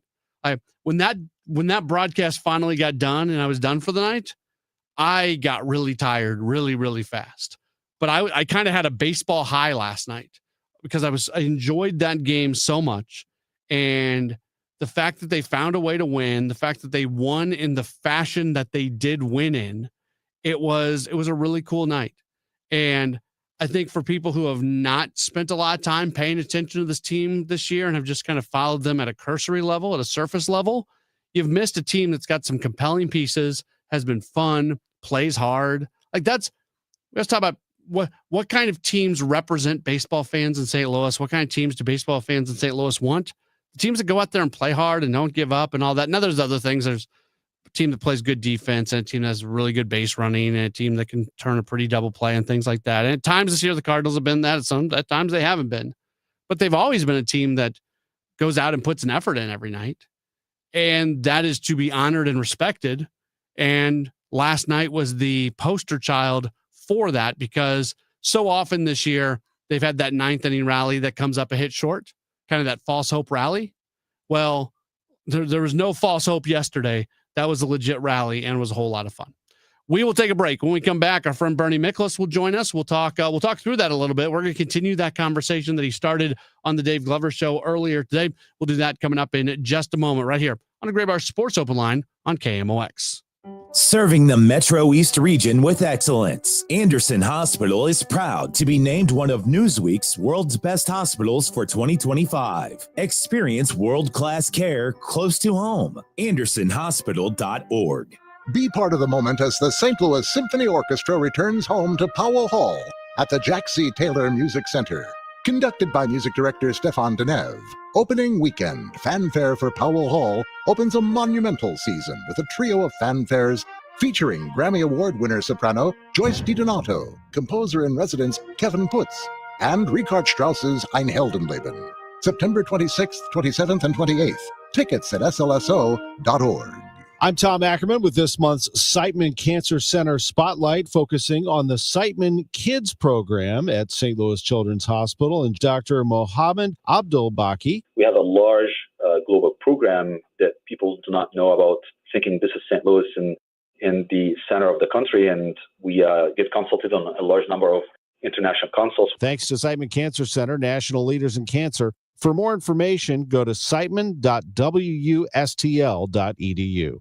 Life insurance. Why are you putting it off? Can't afford it? Too much hassle? Think you don't need it? There's lots of excuses for putting off life insurance. But if you weren't there, who would pay the mortgage and other bills? With Ethos, you could be covered in 10 minutes and boom, family protected. Ethos, fast and easy online term life insurance. Up to $2 million in coverage with no medical exam. Some policies as low as $1 a day. Answer a few health questions and get your free quote at ethos.com/radio. That's ethos.com/radio. I'm Ed Evans, CEO of Consumer Cellular. We're dedicated to serving people 50 and up like me. Our needs are different. Big Wireless wants us in an unlimited plan, but if you're not using all that data, you're probably getting used. At Consumer Cellular, we're focused on affordable, reliable plans, including data that suits your needs, not ours. Our plans start at just $20, and you'll get the best customer service in the business. Call 1-888-FREEDOM, visit consumercellular.com/facts or a store near you. Plans include $5 credit for auto pay and e-billing. See site for additional facts. Thank you, Missouri, for making Genesis of St. Charles your #1 and most trusted Genesis dealer for 2025. The all all-out sellout has arrived. Genesis of St. Charles is out to break all sales records. This month only, receive a $500 gift card with any new vehicle purchase. Want to trade? We're offering more than ever before. These offers absolutely end September 30th. Visit genesisofstcharles.com today. Based on GMA sales records for 2024, one gift card per purchase, prior sales excluded. Community America is stepping up in St. Louis and showing what excellence in banking looks like. Or in other words, they're winning. Opening more branches? Win. Competitive loan rates? Win. Wealth management? Win. Which now makes sense why they asked me, Cardinal shortstop Mason Wynn, to tell you. That's win with two N's, not one. It's time to bank like the Mason winner you are. It's time your financial partner was invested in you. Member owned, open to all. Community America Credit Union, invested in you. We started Neovitin because we wanted to create a multivitamin for ourselves. That's why we focus on quality ingredients and formulas with our multivitamins. Neovitin 50 Plus multivitamins are formulated with over 20 vitamins and minerals, along with our 4-ingredient physician-formulated proprietary blend for the highest quality daily nutritional support. Give Neovitin 50 Plus multivitamins a try for yourself. Find them at your local Schnucks, Dierbergs, and online at neovitin.com. At Graybar, we know your time is money. That's why our services go beyond parts and products. With kitting, pre-assembly, wire carts, and Graybar smart reels that keep you moving. We stage materials and manage logistics so you can spend less time sorting and more time installing. And with locations nationwide, we deliver when and where you need it, working to make your job easier every step of the way. Yep, Graybar does that. Welcome back to the Graybar Sports Open Line. Once again, Matt Pauley on KMOX. We are back at it here on the Graybar Sports Open Line. We're taking you to about 7:45 tonight. Coverage from the Cardinal Radio Network will begin at 7:50. Another late one tonight, the final night game of the season for the Cardinals, and we'll be with you all the way. Like I said earlier, we wrapped up our post-game coverage yesterday, or technically this morning, at 1:05 in the morning, and we'll be ready to do that again tonight/tomorrow if the game goes 3 hours. Again, if it's a win like last night, I think it's probably worth it. Let's bring in Bernie Miklasz, our conversation courtesy of Saliga Heating and Cooling. Hey, Bernie, how are you? I'm doing good, Matt. I think I might want to get a night owl job like yours. I don't know. You know what? It is not conducive, especially when you've got 2 young kids at home, but Right. That's all right. I make it work. No, you do. You do a fantastic job, man. And you're like the marathon man, because, it's not like that's the only thing you do. I hear you all the time. So it's good. I respect the hell out of people who work hard, and you certainly qualify for that. I appreciate that. That's fair. Says the guy with 9,000 jobs. So we're like-minded on that. Brother, it's keeping me alive. There you So go. I got no choice, right? Let's your video today was about this, and I don't just try to repeat the conversations you have on the Glover show when we have you on, but I talked about this in the first segment, and I've really been thinking about it a lot, because this year, the idea that this team has been an unentertaining team, it's been a hijacked idea that's been just tethered to the attendance conversation, tethered to the record conversation. Somehow that got connected to it. But when you really take a step back, and last night's a great example, but last night's a really special win, this team has put a pretty entertaining product on the field more often than not. Well, 100%. And listen, like I said in the video, there are times I get really ticked off watching them as a fan, and it gets frustrating. But there are some things about the team that's really appealing, and I think you can have it both ways. It's not all or nothing. I mean, you can be really disappointed. Maybe the season hasn't turned out better. You can be disappointed at individual player performance. You can even be mad about some of that stuff. No, I'm not. You're not saying people shouldn't be mad about it. But what drives me a little bananas here is that people just go way too far. Like, in other words, social media is a lot of reason to blame for it, because people dig in on social media.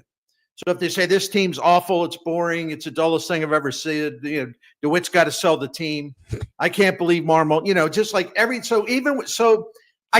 feel sorry for those people, and I'll explain why briefly. Because they're so driven to impress other unhappy people on X or whatever, that when the team that they claim that they love or they follow or they care about. When they play really well and maybe they exceed expectations, you see Ivan Herrera just going nuts this month. It's almost like they can't enjoy it because they're in this state of like nonstop rage all the time. And my thing is like, there are two Bernies, like I said in my video, and I know some people will say, "Gosh, yeah, are you saying you're a little cuckoo?" Well, I am, but that's not what I mean. But Bernie the fan, when I follow a team, and I love baseball, but I love everything. But let's just stick to baseball now. I follow baseball. I was watching Detroit and Cleveland last night. Unbelievably entertaining. Yeah. So Bernie the fan loves watching the things that I care about, and I love watching the Cardinals, even if I get mad sometimes.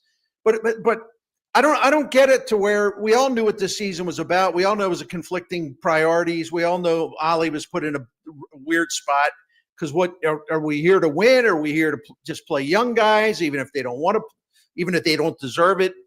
It was a very confusing season, and that played a lot. That had a lot to do with like why it was kind of hard to, be real positive all the time about the Cardinals. But when you see this team and they're out of it, and it's like they're the last to know, apparently, they're digging in, they're fighting back, they're throwing punches, so to speak. 39 comeback wins this year. And at times they look a little dull, but like I said in the video, people confuse like a lethargic offense. In other words, just a bad offense. Right. They confuse that with like a lethargic effort, and they're entirely separate things. And that's one of the things that drives me crazy. People talking about, oh, they don't care. Look at them. They're going through the motions. Listen, when you have an offense that doesn't score a lot of runs, right, you're going to go through phases where it's really tough to watch. And it's really kind of hard for the players to look all fired up. I mean, they're not doing well. They're frustrated too, but it isn't that they don't care. It's that they, as a team, aren't good enough. And there's a huge difference. Yeah, people always talk about having fun. Well, you know how you have fun? You win games and you score a bunch of runs. So when you look into the dugout and it looks like guys aren't having fun, that's not the first domino. That's the second domino. And sometimes I think people need to be more understanding of that. Yeah, and I like this team. Yeah, it can drive you crazy from time to time, but I like this team from the standpoint of this was a strange season the way it was set up. So I had low expectations, and they've actually probably been better than I thought they would be. And there's some things about this team to really love. I'm talking about me, Bernie the fan. Who doesn't love Ivan Herrera the way he hits? Or watching Alec Burleson get better and better? Or watch Mason Wynn play shortstop? How about this bullpen? Yeah. I mean, they trade three mainstays on July 30th, 31st. And I looked it up today. This bullpen with all these new kids cycling in, Ollie and Dusty Blake, this bullpen is just about as good as it was before the trade. Yeah, and it's like, so what? Not everything with this team is garbage. So I don't know. I don't understand why people want to make it all bad. You're not a fan. I mean, I speak from my own experience. I got credibility. I worked at my grandparents' store because I wanted season tickets to the Washington Capitals when they came into existence. 16 years old, working like a dog, not going out, not doing anything because I wanted to go watch hockey. Mm-hmm. And I would drive to the old Capitol Center, and I was there for every home game for a team that went 8-67-5. Mm-hmm. And I loved every bleeping minute of it. I could not wait to go to the next game. So no one has to lecture me about, well, they're losing, it's kind of tough. I could go on and on and on. Y'all ain't ever had season tickets to a team that went 8-67-5. I can assure you. Yeah, this is and you mentioned the criticisms of the DeWitts, and is there culpability on the DeWitts on what's happened? Absolutely. I'm not trying to just give them a free pass, but the question I ask people who are critical of the DeWitts, and I've never gotten a real answer to, if the DeWitts are only in this for the money, if that's all they care about, if they don't care about winning, if they don't care about the team, then why would have they had such an expenditure of this year of redoing the spring training facility, bringing on more staff, spending a lot of money on the infrastructure and the technology and all those sort of things? Right. That is it. we can argue that they should be spending more money on payroll like that, but that's not part of this argument. Don't tell me that the DeWitts don't care and are only in this for money without having an answer for, well, why are they spending money that they don't actually have to? They're investing a lot of money, more than they were budgeted, I'm told, because of some overruns, but also they're doing some stuff that's maybe a little bit new. They're putting more into pro scouting, which is a great development. And I think they're hiring maybe a few more people under Hein Bloom. I don't have the particulars on that, but they're actually ramped it up to spend more on this. So let me ask a Cardinal fan who's disgruntled about all this. So where do you think, let's just say they're spending $20 million. I think it's more. So do you want to spend that money on another mediocre, non-difference maker starting pitcher? Or do you want to do whatever you can by putting that money instead into redeveloping your entire dang player development system, which has been sputtering, particularly in the pitching area? I would say, no disrespect to Miles Mikolas, I would say that money's much better spent in where they're spending it now. Yeah. And I don't know how anybody could disagree with that. Isn't it weird how so many people will lift up the Milwaukee Brewers and the Tampa Bay Rays for the things that they do, but then when the Cardinals start doing some things that are sort of similar to that, all of a sudden the Cardinals are cheap. The goalpost is moving on that conversation. Yeah, and Bill DeWitt told me, I had a talk with him about all of this, and he said, yeah, I think the Tampa Bay model is great. I think the Cleveland model is great. And listen, he tried to hire Chris Antonetti when Walt Jocketty was fired, but Antonetti wanted to stay in Cleveland. Bill's been a long admirer of Tampa Bay and Cleveland. You know why? Not because he's a tightwad. It's because he envies a great player development system. Mm-hmm. But he said, it only goes so far, though. This market, we have to do a much better job of drafting and developing and finding value in the people that we bring in. He said, but the Cardinals have always had stars. He said, I believe, and he goes back to childhood, I believe, he told me, this is a franchise where you have to have stars. So, like where Tampa Bay developed stars, but then they'd let them leave as free agents or they trade them. He said, if we're going to develop stars, but we're going to try to keep them. And it isn't just like, okay, just cycle in, cycle out, have a whole new roster every 3 years. That's not what he wants. He understands the need for stars, which is why he brought in two of them, Goldschmidt and Arenado. I guess it's his fault that they couldn't hit in the postseason, Clearly. Yeah, I mean, people are just unreasonable. Hey, I've been critical of Bill, who I respect. I've been really critical of Mo. But I keep going back to something. People are entitled to what they feel. But this isn't a contest to see who can have more rage. When I hear people talk about, Bill DeWitt's ownership over 30 years, I just laugh at them because I don't know whether they're really that crazy or maybe they're just pulling my leg or something. But you would think the Cardinals have never won anything. It's just absurd. He is Bernie Miklasz. You see him on STL Sports Central doing both videos and also his written content. His daily Redbird Review column is a must-read for all Cardinals fans, doing the Cardinals Territory podcast with Katie Wu as well. He's all over KMOX. Bernie, before we let you go, can you tell us a little bit about our friends over at Saliga? Oh, I would love to. Thank you. I'm a big believer, big fan of Saliga Heating and Cooling. The family, Saligas, 4 generations. Dan Saliga is the latest owner, operator of this proud family business. The Steichen Comfort Dealer, since 1927, 4 generations of Saligas have been taking care of probably about 4 or 5 generations of St. Louis families. I just love that. And listen, we're one of those families. We're 17 years now. We've been calling Saliga Heating and Cooling. And I'm always really proud to talk about it because they're great. And I want to pass along why you should, the many reasons why you should call Saliga Heating and Cooling at 314-481-7333 if you need help with your air conditioning or heating, or you want to get things ready for each season. They have a priority club. It's a maintenance plan. It's going to save you money, extending the life of your current equipment. You also get priority scheduling, and you have all the peace and comfort knowing everything's safe and ready for all seasons.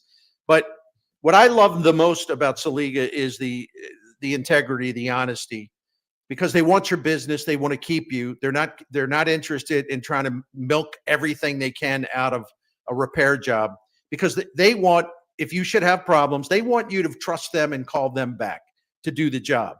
They don't want to take that for granted. They want to earn it. And that integrity just stands out. They've never tried to pressure us, never tried to hustle us. They always look for the least expensive solution first. Many, many reasons. I could go on, but I'm out of time. But you really need to you really need to turn to Saliga Heating and Cooling. Just go to SaligaHeatingandCooling.com for more information. It's the most inspiring night in sports. The Musial Awards at Stiefel Theater. You can be in the audience for this nationally televised event from St. Louis. Named for Stan the Man, the Musial Awards celebrate those who uplift us through their extraordinary sportsmanship. Experience the remarkable moments and people that make this an event like no other. The Musial Awards, presented by Maryville University. Saturday, November 22nd. Tickets at musialawards.com. It's Tom Ackerman for Innsbruck. Just the beautiful homes at Innsbruck. The new Sonnenhaus houses are available this year. The newest style of living, combining the modern exterior of a treehouse with cozy interior elements of a cottage into one convenient and comfortable residence that can transition from a vacation home to a permanent residence. And it's so close to St. Louis, just a half hour from Chesterfield, an hour from downtown. Innsbruck-resort.com. In the fight against Alzheimer's, now matters more than ever because now we have new treatments that could change everything. This is Megan Lynch. Join me Saturday, October 25th at the Chesterfield Amphitheater for the St. Louis Walk to End Alzheimer's. It's the region's largest fundraiser to fight dementia and support those living with the disease because now is the time for action. You can join in the fight by registering for the walk at alz.org/walk. That's alz.org/walk. There's a lot on the line in divorce. This is Joe Cordell of Cordell & Cordell, the largest family law firm in the country, with over 35 years of helping clients navigate divorce. Divorce touches all areas of your life: your home, savings, retirement, and of course, kids. So when you find yourself facing divorce, you need a partner you can count on. If you are facing divorce, contact Cordell & Cordell today at 1-855-GET-LEGAL. The choice of a lawyer is an important decision and should not be based solely upon advertisements. 600 Kelwood, St. Louis. When it comes to affordable term life insurance, everyone's whistling the Big Lou tune. If you're over 50, maybe a bit porky, or have type 2 diabetes, $1 million of term insurance may only cost about $200 a month. Even if you're not in perfect health, call Big Lou, because he specializes in finding big chunks of affordable term life insurance for just about everyone. Don't let diabetes or other health glitches keep you from owning $500,000 to $1 million or more of term life insurance. For affordable term life insurance, call Big Lou. Don't hesitate. Call 800-700-6898, 800-700-6898, or visit biglou.com. Call Big Lou, don't hesitate. 800-700-6898. Call Big Lou, don't hesitate. 800-700-6898. Visit biglou.com. The smartest way to do your homework is Heckman Lumber.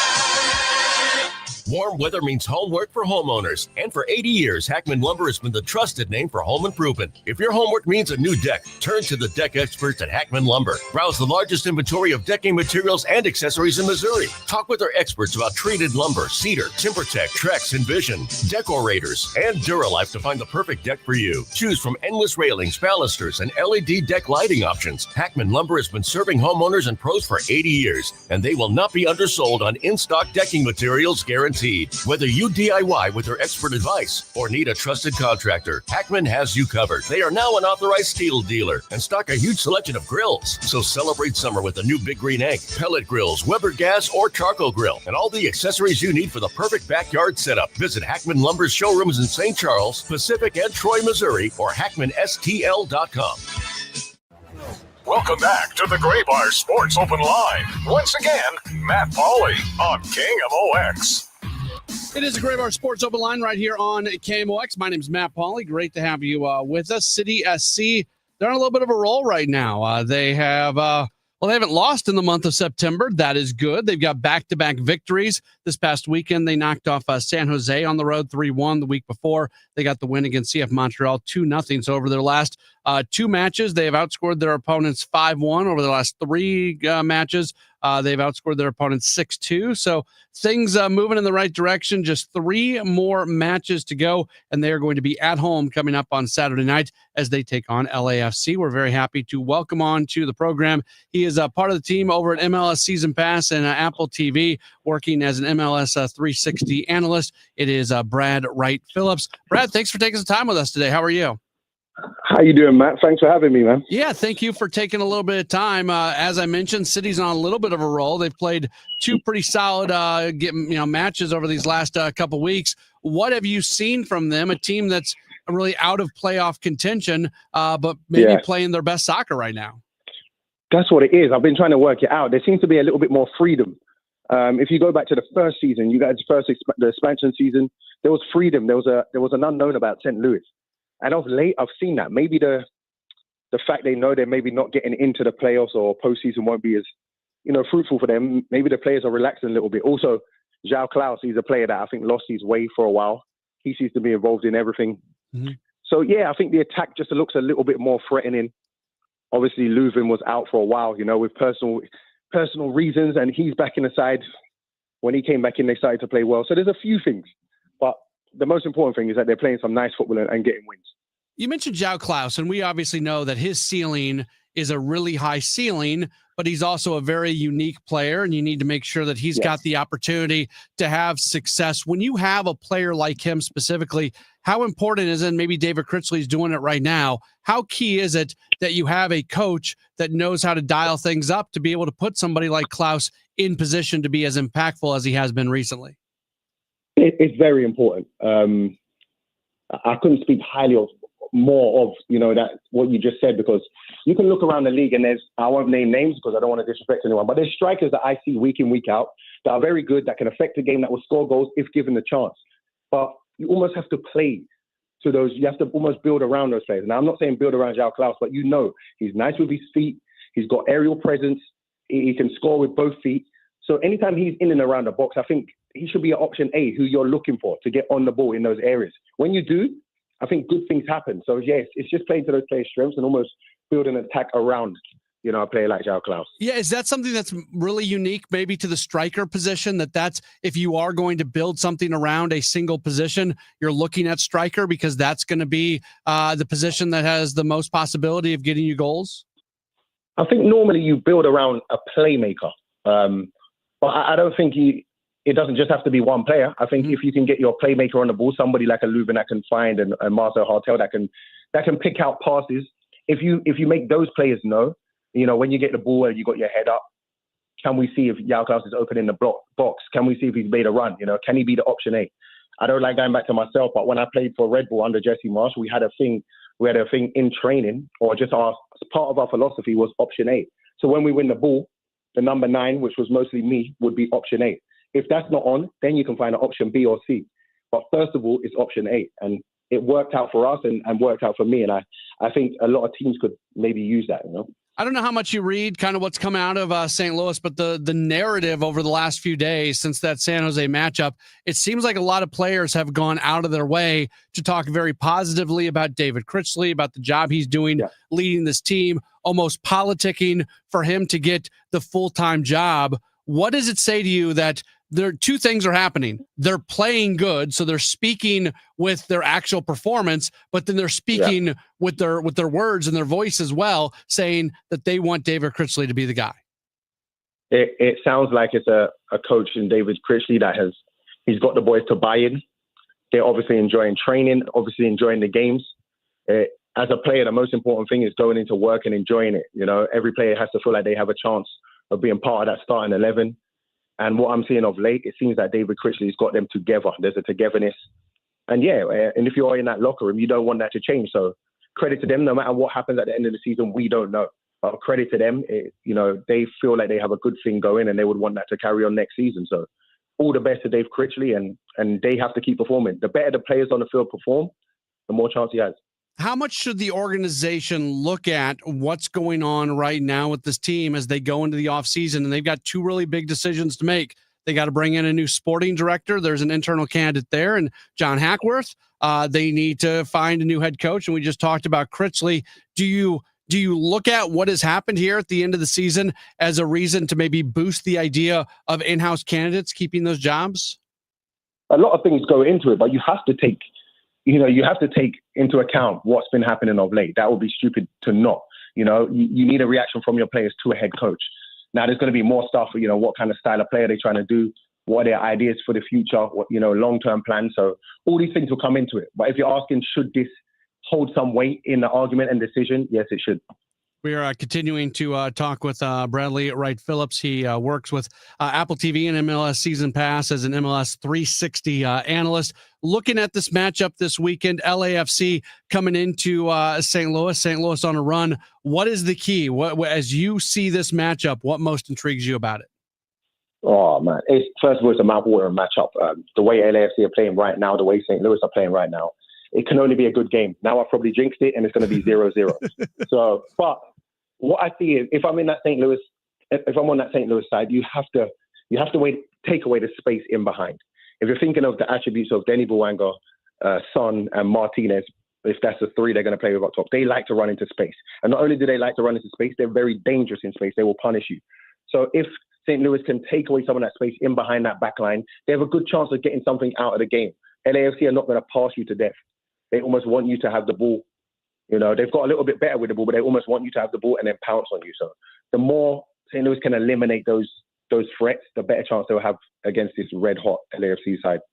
You mentioned some of those high-level players for LAFC, and this show that you're on right now, this is just kind of a general sports talk show. We talk a little soccer, but we do baseball and hockey and everything. So there's a lot of people who are listening right now who either have not jumped on the soccer train or don't know much about it. Is this one of those matches with LAFC coming in that's worth going and checking out? Because those high-level play, not to take anything away from the City SC roster, but some of those guys for LAFC, they do some pretty special things. And for those of the people who maybe don't follow the sport or don't really know the entertainment value, it's an opportunity to see some pretty cool stuff. 100%. It's a game. If you're local, if you're going to be in St. Louis, you have to go and watch these players, these LAFC players and St. Louis. The beauty about these kind of things let's just take Son, for example. The beauty of him coming and playing in St. Louis, you're going to come to see him, but you might leave seeing a Marcel Hartel banger or João Klaus magic moment. And then that will make those players, those fans or those casuals stay. But I can promise you this, if you go to that game, you're going to see high-level football. You will be entertained. Brad Wright Phillips is joining us. Before we get you out of here, if you could talk a little bit about the MLS Season Pass package. They're on Apple TV. Just a few weeks left here in the regular season, but then the playoffs are going to be coming up. If City fans want to adopt another team for the playoff run, this is a good time to do it, and you can see every minute on Apple TV. 100%. If you're not sure what team you want to adopt, just watch the 360 show. You'll see a bunch of goals flying in every 5 minutes. It's really hard to keep up with it, but entertaining at the same time. We have a brilliant countdown show before and then the wrap up, obviously, to end the weekend. But yeah, just tune in, lock in. You get to know the league, get to see a bunch of goals and great plays. He is Brad Wright Phillips. Again, you see him on MLS 360, part of the MLS Season Pass package. Brad, thanks so much for taking some time and enjoy another weekend of soccer. And hopefully we can talk to you again down the line. Man, enjoy it.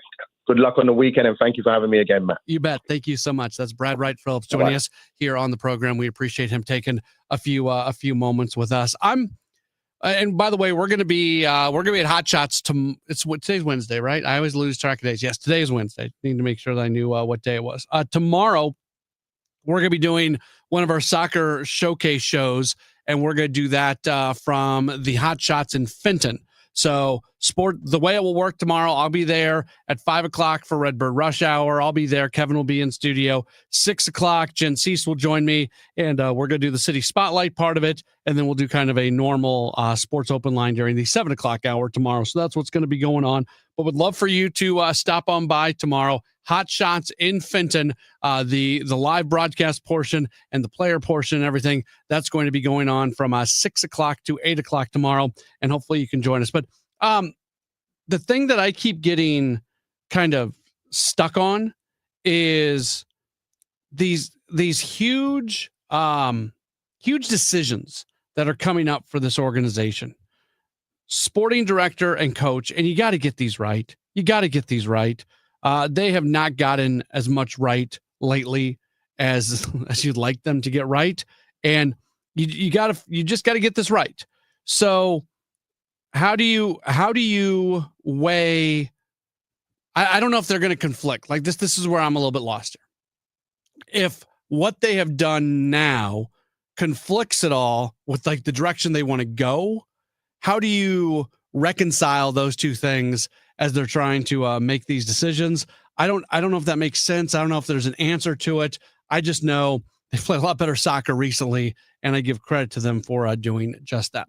We're going to take one more break. We'll come back. We'll wrap up the 7 o'clock hour and then our 6 o'clock hour, and then we'll get into the 7 o'clock. I don't know what day it is. I don't know what time it is. I'm all over the place, but I do know we're less than an hour away from Cardinals coverage. We'll wrap up hour number 1 of Sports Open Line in just a moment here on KMOX. Hey guys, Glover here for my friends at Cantor Injury Law. So as you know, I'm a lawyer, haven't practiced in a long time, but I did plaintiff's work and defense work, so I have a pretty good understanding of it. I have a pretty good idea of who's who in the firmament of plaintiffs' attorneys. And for my money, Mark Cantor is the guy. He's a great attorney. He is a great practitioner. He's put together a great team. He was born and raised here. He lives here. He works here. He wins here. Call 314-628-ALL-9s or CantorInjuryLaw.com. The choice of a lawyer is an important decision and should not be based on advertising. This is the story of the one. As a maintenance supervisor at a manufacturing facility, he knows keeping the line up and running is a top priority. That's why he chooses Grainger. Because when a drive belt gets damaged, Grainger makes it easy to find the exact specs for the replacement product he needs.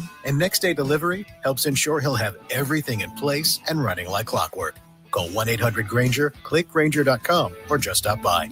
Grainger, for the ones who get it done.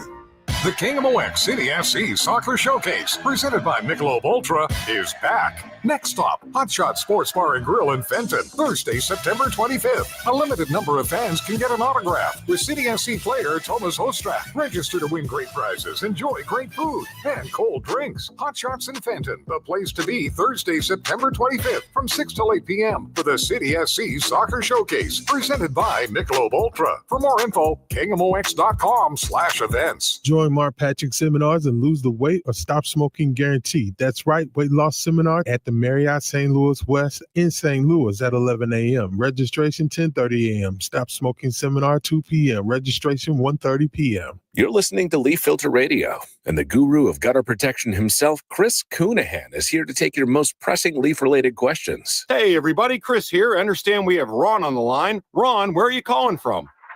Uh-oh. Ron, are you calling from a ladder? Well, I was. I wanted to ask Chris what I need to do to get my gutters ready to have leaf filter installed. Oh, Ron, you don't have to do anything. A Leaf Filter Trusted Pro will come out and clean out your gutters, realign and seal your gutters, and install Leaf Filter, America's #1 gutter protection system. So I didn't need to get on this ladder? Ron, Leaf Filter Trusted Pros are in your neighborhood and ready to help. Just visit leaffilter.com/deal to schedule your free gutter inspection and get up to 30% off. Thank goodness.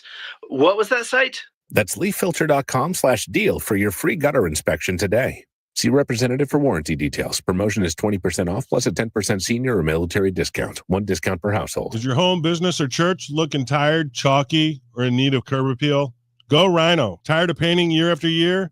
Go Rhino. Our unique 3M ceramic technology is perfect for brick, stucco, aluminum, steel, color lock masonite, and more. It's backed by our 25-year transferable warranty to not chip, crack, or peel. Great if you're staying, and even better if you're selling. Our ceramic coating allows you to maintain all of your architectural features. The decision to do vinyl will leave your home looking like a plastic moldy box. With Rhino Shield, in 15 years, your home will still have that, wow, it looks like you just got it painted. We've done large condo complexes, parking garages, pole barns, and commercial strip malls. We coat sloped and flat roofs to extend their lives too. Evaluations are free. 877-25-RHINO or 877-25rhino.com. See what we did there? Genius. Tell them, ladies. No paint, don't Rhino. Go Rhino Shield. Never paint your house again. Rhino Shield.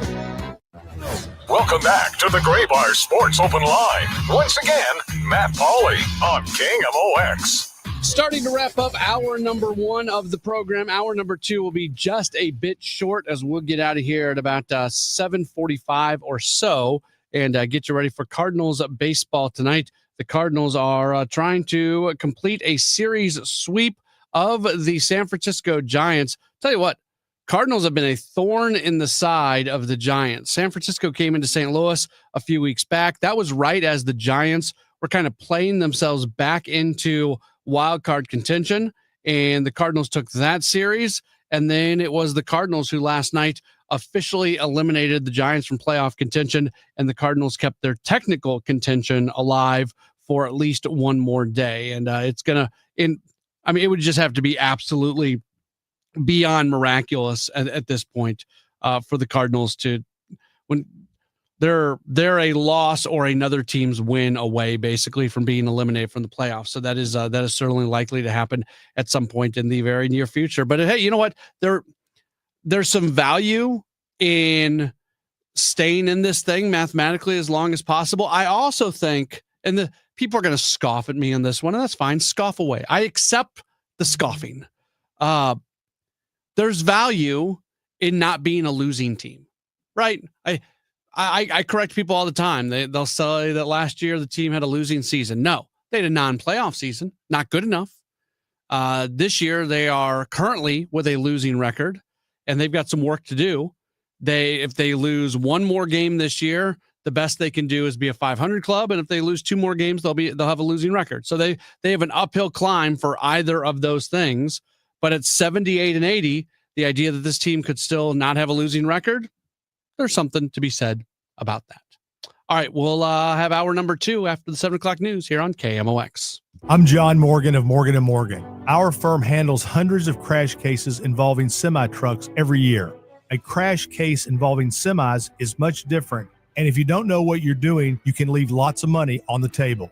Many times there is separate insurance for the cab and for the trailer. Sometimes there are actually layers of other insurances and excess insurance that some lawyers may not know about because they don't see that many cases. We see these cases every day. Also, there are federal laws governing the hours a driver may drive in a 24-hour period and logs that are required. A crash case involving a semi-truck is a totally different animal than a simple car crash.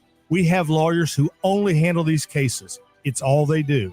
Rolling the dice with the wrong law firm can be disastrous. Call us on your cell phone at Pound Law, pound 529. It's so easy. Injured? Dial Pound Law or visit forthepeople.com for an office near you. Hey, St. Louis, this is Ben Barnett, board-certified master arborist with Timberline Professional Tree Care. In my nearly 30 years in the industry, I've seen firsthand what damage falling trees can do to your property. The sad thing is that most trees that fail have defects that can be identified by a well-trained certified arborist.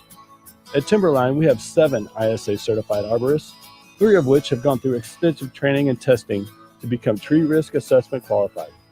Our track certified arborists can perform a thorough assessment of your tree and provide mitigation options for your peace of mind. If there's nothing wrong with your tree, we will let you know that it poses a low risk of failure. If it needs to be removed, we'll tell you in a detailed written report. It's all about honesty and integrity here at Timberline Professional Tree Care.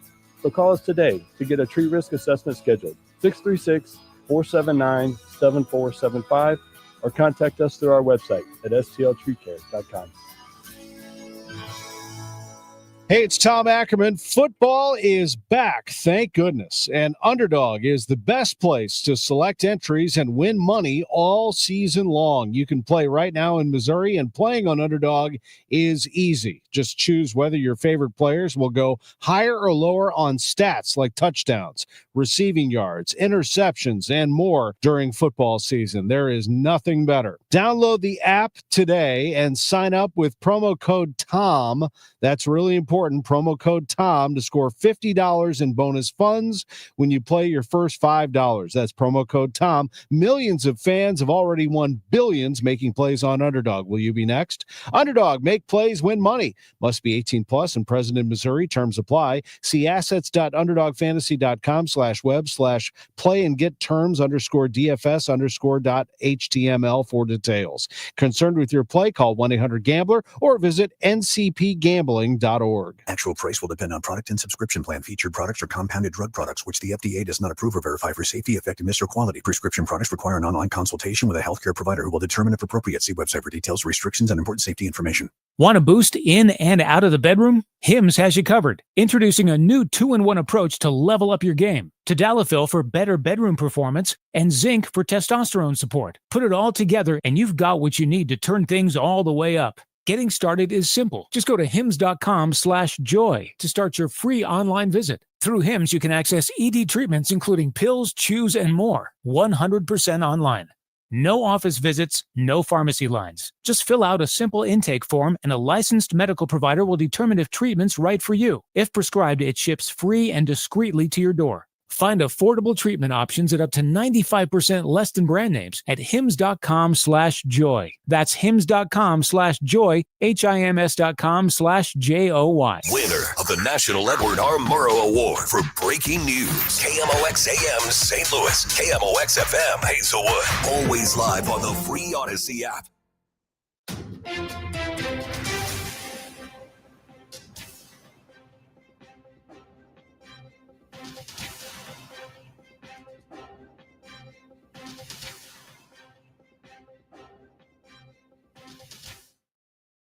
Tie ice on an unused bullet, used the others to carry out a deadly shooting from the rooftop of a building near a Dallas detention facility. CBS's Nicole Skanga. Now, we know that the gunman was firing indiscriminately at the building, including at a transport van in the Sally Port, and it was there that 3 detainees were shot while they were inside the van.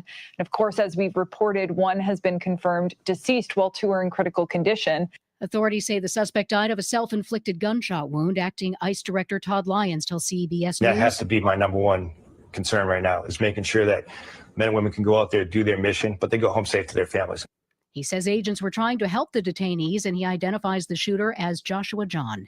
A lawsuit is filed by the widow of one of the dozens of people killed in a crash between an American Airlines plane and an Army helicopter over Washington, D.C. in January.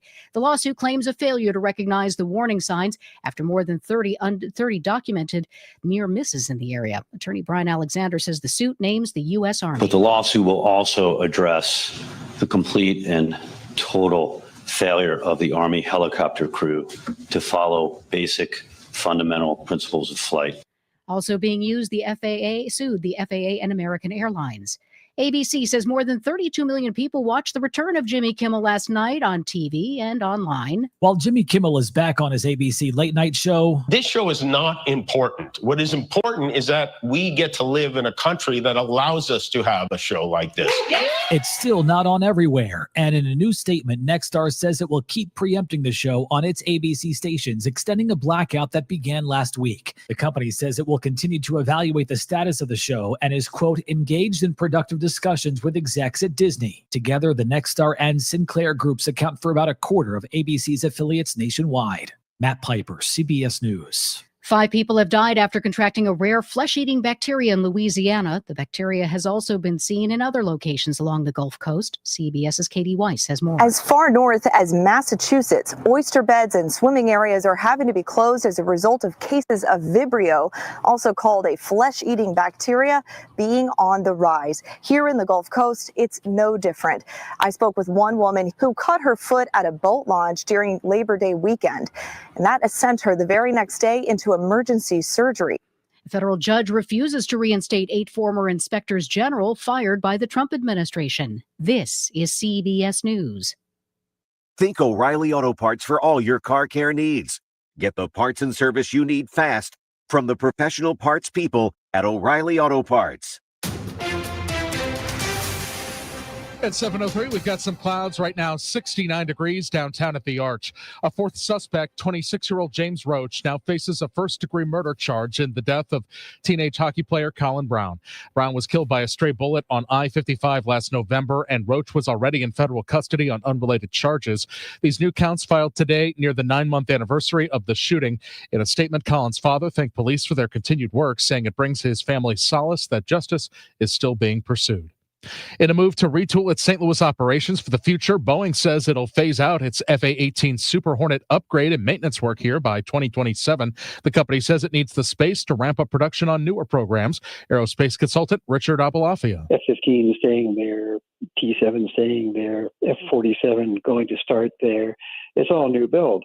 So I'm not sure this is related to the labor disagreement because modification work is generally done at other Boeing facilities anyway. Any remaining Super Hornet upgrade work will be moved to other states like Florida or Texas. Officials stress the decision is part of a long-term plan and is not related to the current labor stoppage.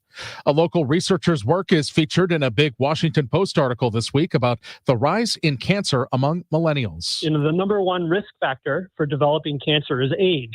But what we're seeing among these folks is the development of cancer much earlier than we've seen previously. WashU medicine biochemist Dr. Gary Patty says his study is looking at environmental factors like microplastics and forever chemicals that may be fueling the increase in the rise of colorectal cancers in younger people. What's important, I think, is to when you're choosing what to eat, where to eat, what sort of cookware to buy, to think about what might be there and make conscious decisions about what it is that you're exposing your body to. Maybe even give strong consideration to buying a home water filter, says Dr. Patty.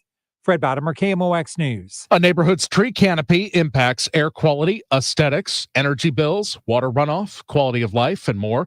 Meredith Perkins with Forest Relief. So we have been really prioritizing areas with low tree canopy, and a lot of them are in North City, which now just happens to be also the areas that have been hit hardest with the tornado. She says it was encouraging to see the young trees they've planted over the past several years seem to have weathered the storm, and says they are planting for the future now for those trees to be established for the next 50 years. And the forecast from Dave Murray for tonight, mostly cloudy, low 62. For Thursday, we've got sunshine, a few spotty storms as well, northwest breeze, high 75. Tomorrow night's low 58. For Friday, we've got sunshine and a high of 78. Saturday and Sunday, sunshine, high 84 both days, nighttime lows in the upper 50s. Right now, we've got clouds standing at 69 degrees downtown at the Arch. Back to Matt Pauley. I'm Michael Calhoun, KMOX News. Welcome back to the Gray Bar Sports Open Line. Once again, Matt Pauley on KMOX. Back at it as we get into the 7 o'clock hour. Have about 40 or so minutes left, and then we'll jump into coverage of Cardinals baseball. Cardinals, their final night game of the season tonight. They are in San Francisco, and they are set to match up against the Giants. We're going to talk some football right now. Happy to welcome back onto the program. He is our friend, part of the team over at 96.5 The Fan in Kansas City, our sister station, and Kansas City's home for the Chiefs. Of course, KMOX is St. Louis' home for the Chiefs. He is Jay Binkley. You follow him on Twitter at 3 Guys in a Garage. Jay, thanks for taking some time with us today. How are you?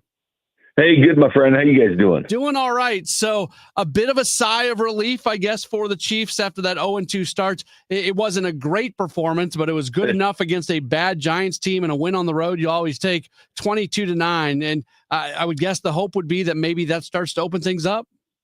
Yeah, you think so. And, there's, some concern, I guess. The Chiefs were 0-7 playing against the Giants in New York. So, there's some trepidation by playing out there. And, the Giants were feeling confident. They were coming off, even though they lost to Dallas, they lit up that Dallas defense. As Russell Wilson threw for 450 and 3 touchdowns. How bad is Dallas' defense if Russell's doing that to him? But, yeah, the first half was sloppy for the Chiefs.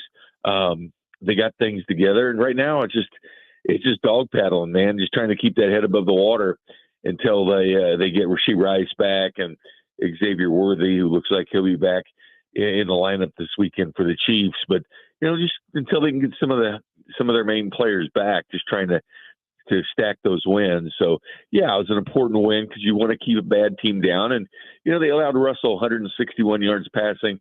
They only allowed Jalen Hurts the week before 101 yards passing. So they've only given up 261 yards passing the last 2 weeks that'll play. Those 2 guys you mentioned coming back, are they good enough to get this Chiefs offense back humming along, or is this something where maybe there's still a piece out there somewhere that needs to be added?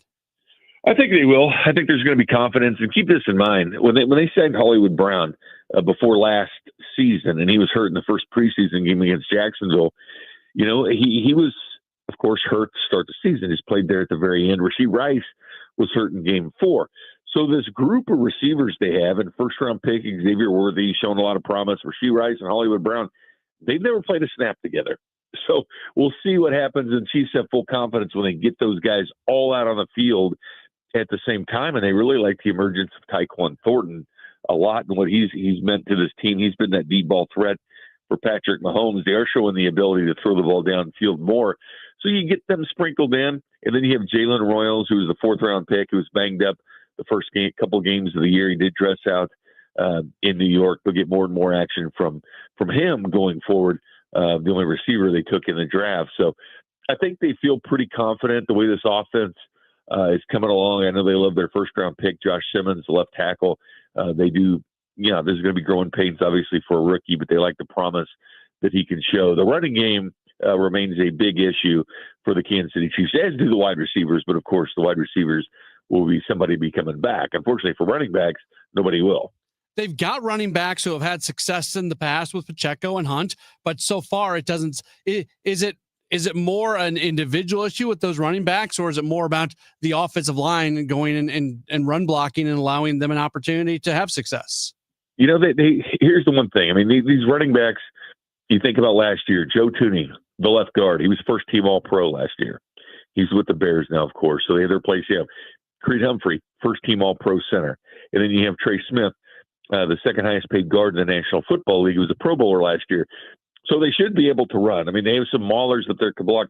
When you watch the film and everything else, Pacheco is not necessarily, really hitting that hole, following those blocks. And that's been the biggest disappointment. He's not doing that. So, yeah, I think they have the ability to do it. They definitely don't need Mahomes to keep on running the football. Luckily, that kind of slowed down against the Giants last week. And then there's Elijah Mitchell that came over for the 49ers, but he's been inactive the first couple of games. He is on the 53-man roster, but they haven't utilized him. I'll tell you this much. I would not be shocked if the Chiefs start dipping in the trade deadline for a running back when the November 4th trade deadline comes up, because I do think that's an area they might try to hit. You mentioned Tyquan Thornton, and he had the best day for a receiver in that win against the Giants, the 71 yards receiving, 9 targets, 5 catches. He was the most targeted receiver. Travis Kelce, a tight end, targeted 7 times, second on that list. Was there any surprise for you with how much they're looking to Thornton right now?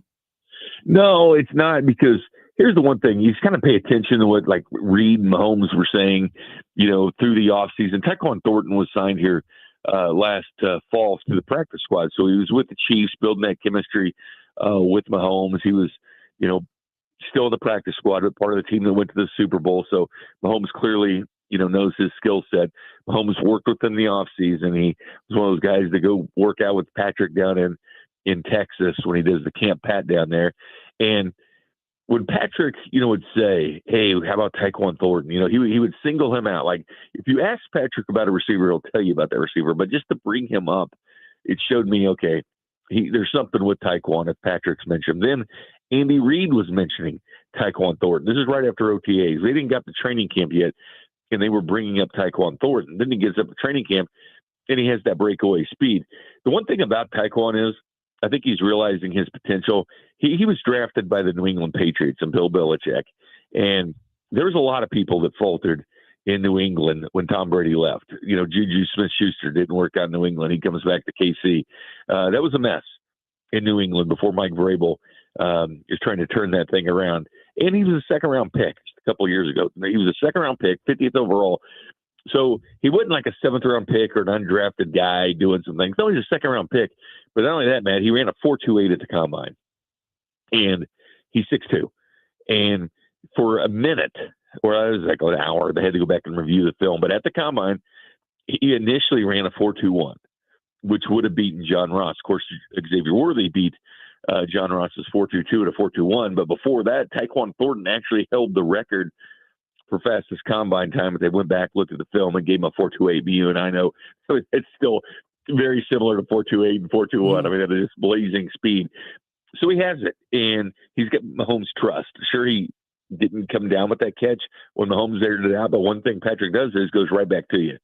Like, if you drop one, he'll go right back to you, show that trust in you.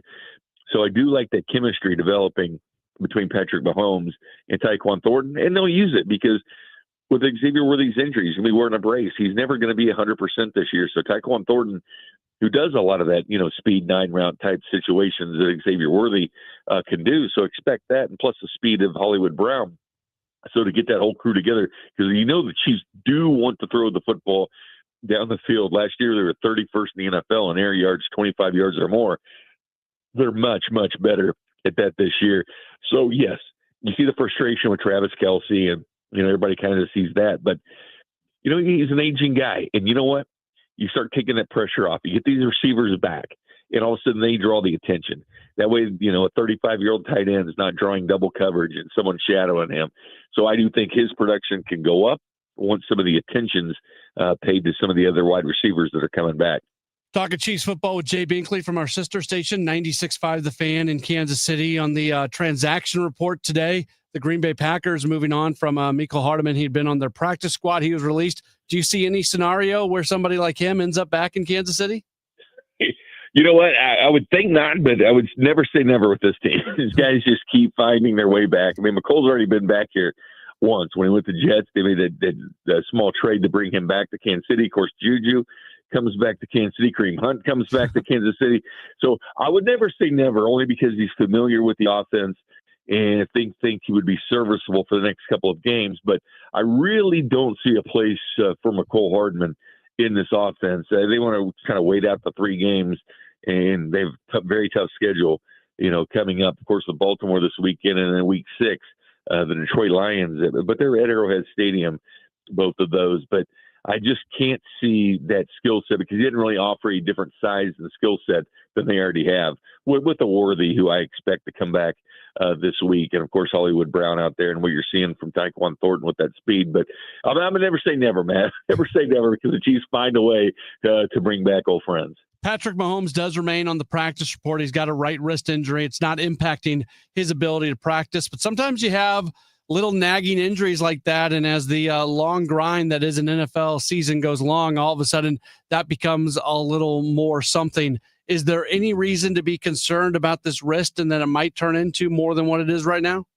I don't think so. I don't think so at this point. Just kind of, he's a tough guy, plays through this kind of stuff. So wouldn't worry a whole lot about it right now until it really shows up, and see what happens against Baltimore this weekend to really make it a judgment. So I wouldn't put a lot of stock into it. Before we get you out of here, just wanted to get a quick Royals question in for you, because they're a team that they played solid baseball throughout the year, recently officially eliminated from playoff contention. What's the general feeling about this team right now, where it is a disappointing season that they're not in the postseason, but they're a winning club. They're an above 500 club. It seems like they're still doing some things well.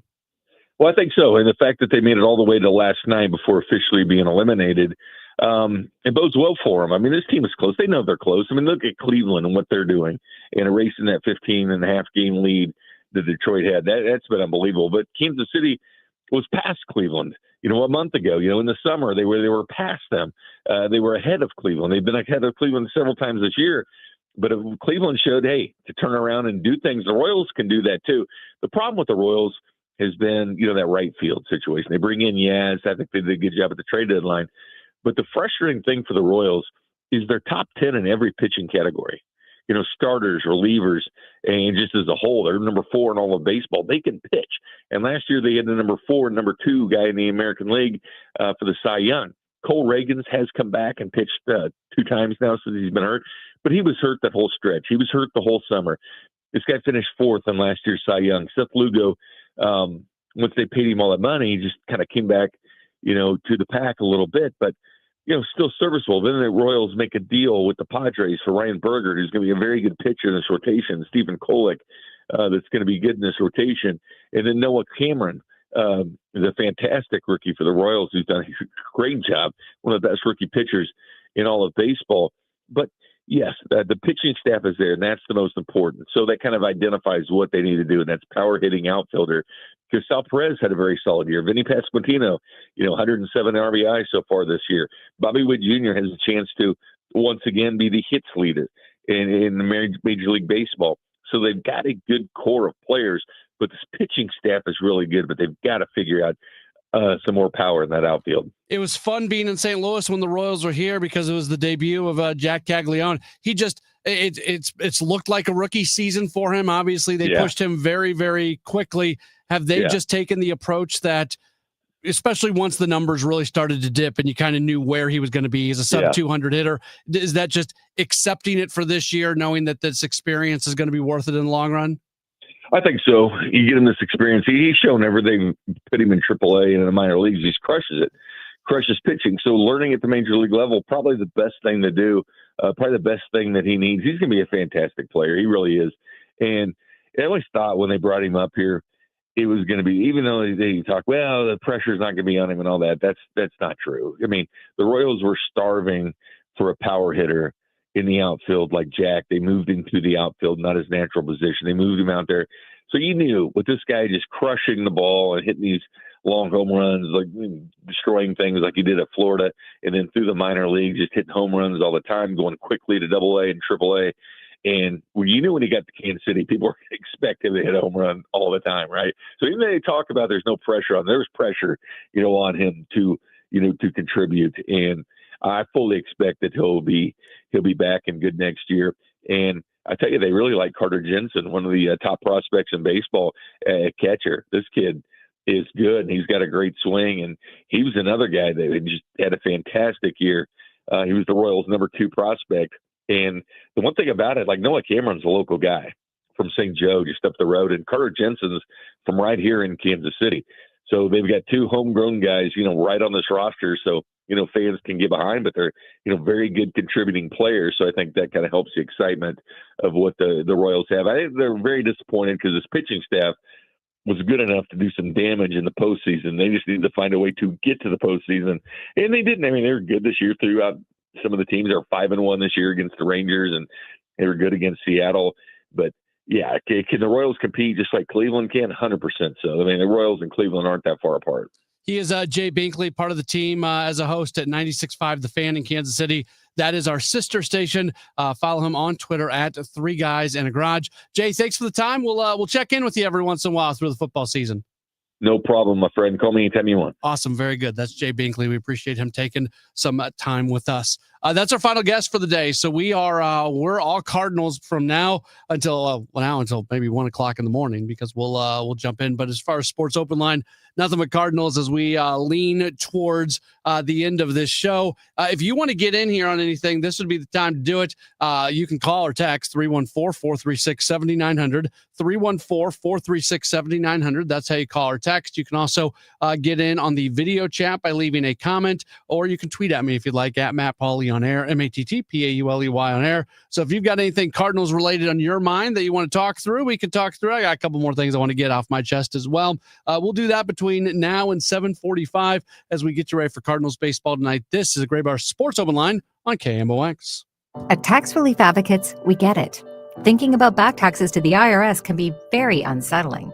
Don't lose hope. With thousands of 5-star Google reviews and an A+ rating with the Better Business Bureau, TRA is resolving taxpayers' delinquent tax problems nationwide once and for all. We could significantly reduce and even eliminate what you owe the IRS. If you haven't filed your taxes in years or are already facing collections, we can help. We aren't just some run-of-the-mill tax service company. We specialize in helping individuals and businesses with $10,000, $50,000, or even $500,000 in back taxes get speedy resolution. And in many cases, only have to pay back a fraction of what they owe. The IRS isn't going anywhere, and neither is your tax problem. To see what tax relief you qualify for, visit TRA.com or call 800-335-8578. 800-335-8578. Again, that's 800-335-8578. Tax Relief Advocates. Real solutions for real people. Hey, this is Debbie Monterey, and some of you may know that I moved my mother to St. Louis about a year ago because she's aging and I needed to help her with day-to-day things, including getting her estate planning together. I recently met with the folks at Jansky Law.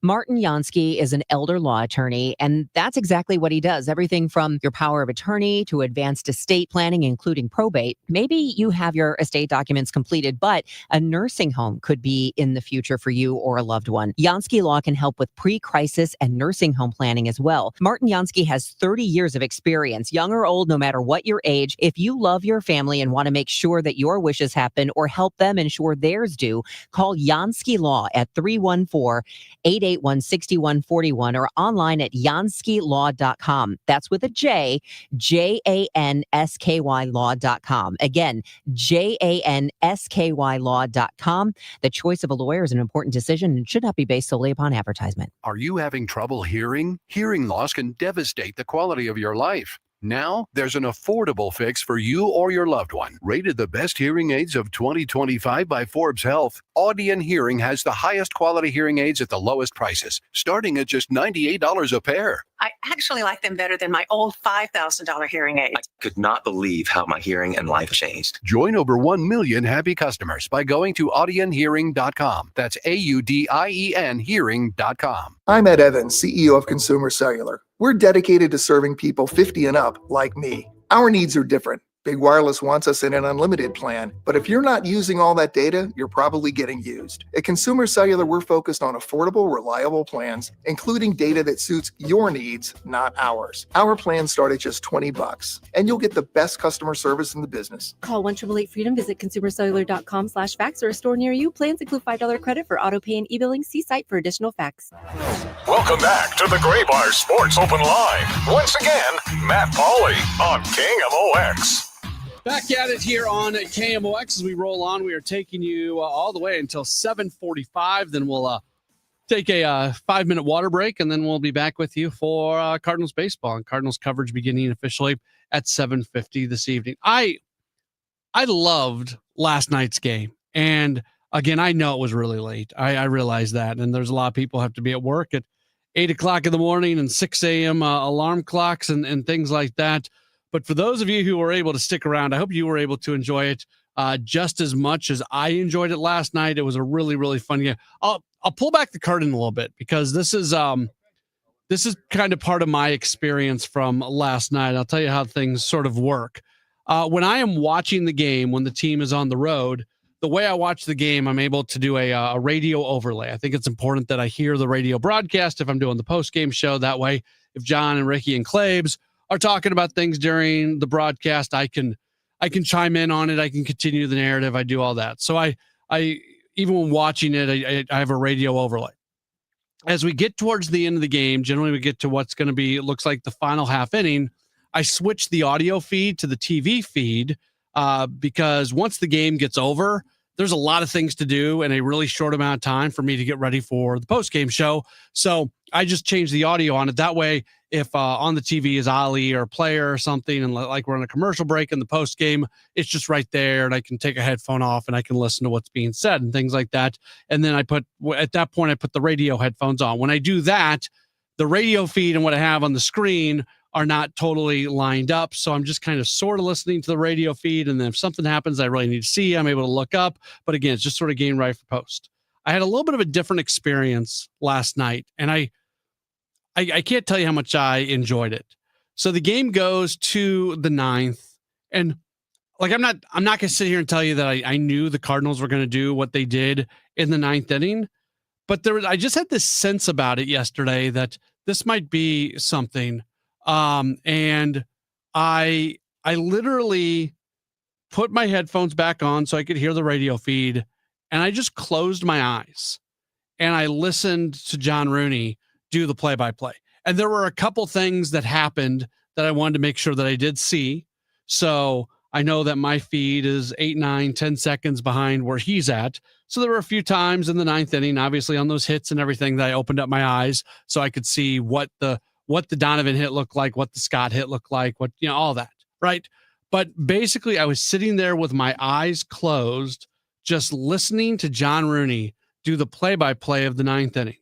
And I can't tell you how much I enjoyed it.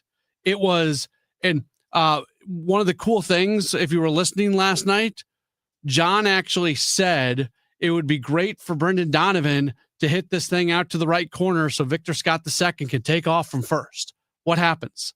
Donovan hits that thing out to the right field corner, and then Scott takes off from first, and Pop Warner sends him from third. It was a really, really gutsy call. But I I wanted to share that experience that I had because I really enjoyed it. Just closing my eyes in the moment and listening to John go through that 9th inning as someone who just loves like the art of play-by-play. It was really awesome. And we are blessed to have the Cardinal broadcasters that we have. And last night, more so than a lot of times, the enjoyment that I was able to have of just taking a breath, sitting back and just intently listening to an inning. And it was that's the inning that it turned into. It was awesome. It was really awesome. So that was another one of my takeaways from that game last night. Let's go to the phones. 314-436-7900, 314-436-7900. It's Richard who has given us a call. Richard, you're on Sports Open Line.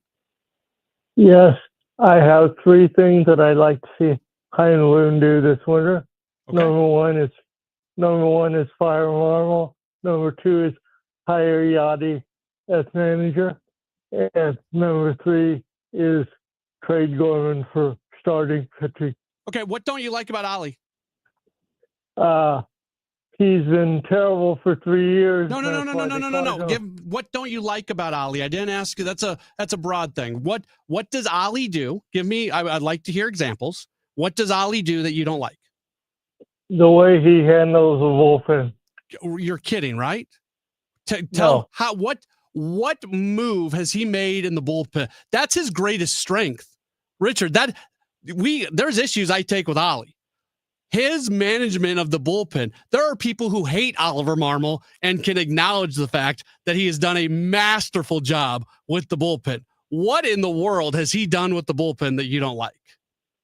He's 3 games over 500 in 4 years. That's no not other manager would last that long. Richard, I asked to answer the question, man. If you're going to come here and say that Oliver Marmol deserves to be fired, and I ask you why, you got to tell me why. Tell me what he does with the bullpen that you don't like.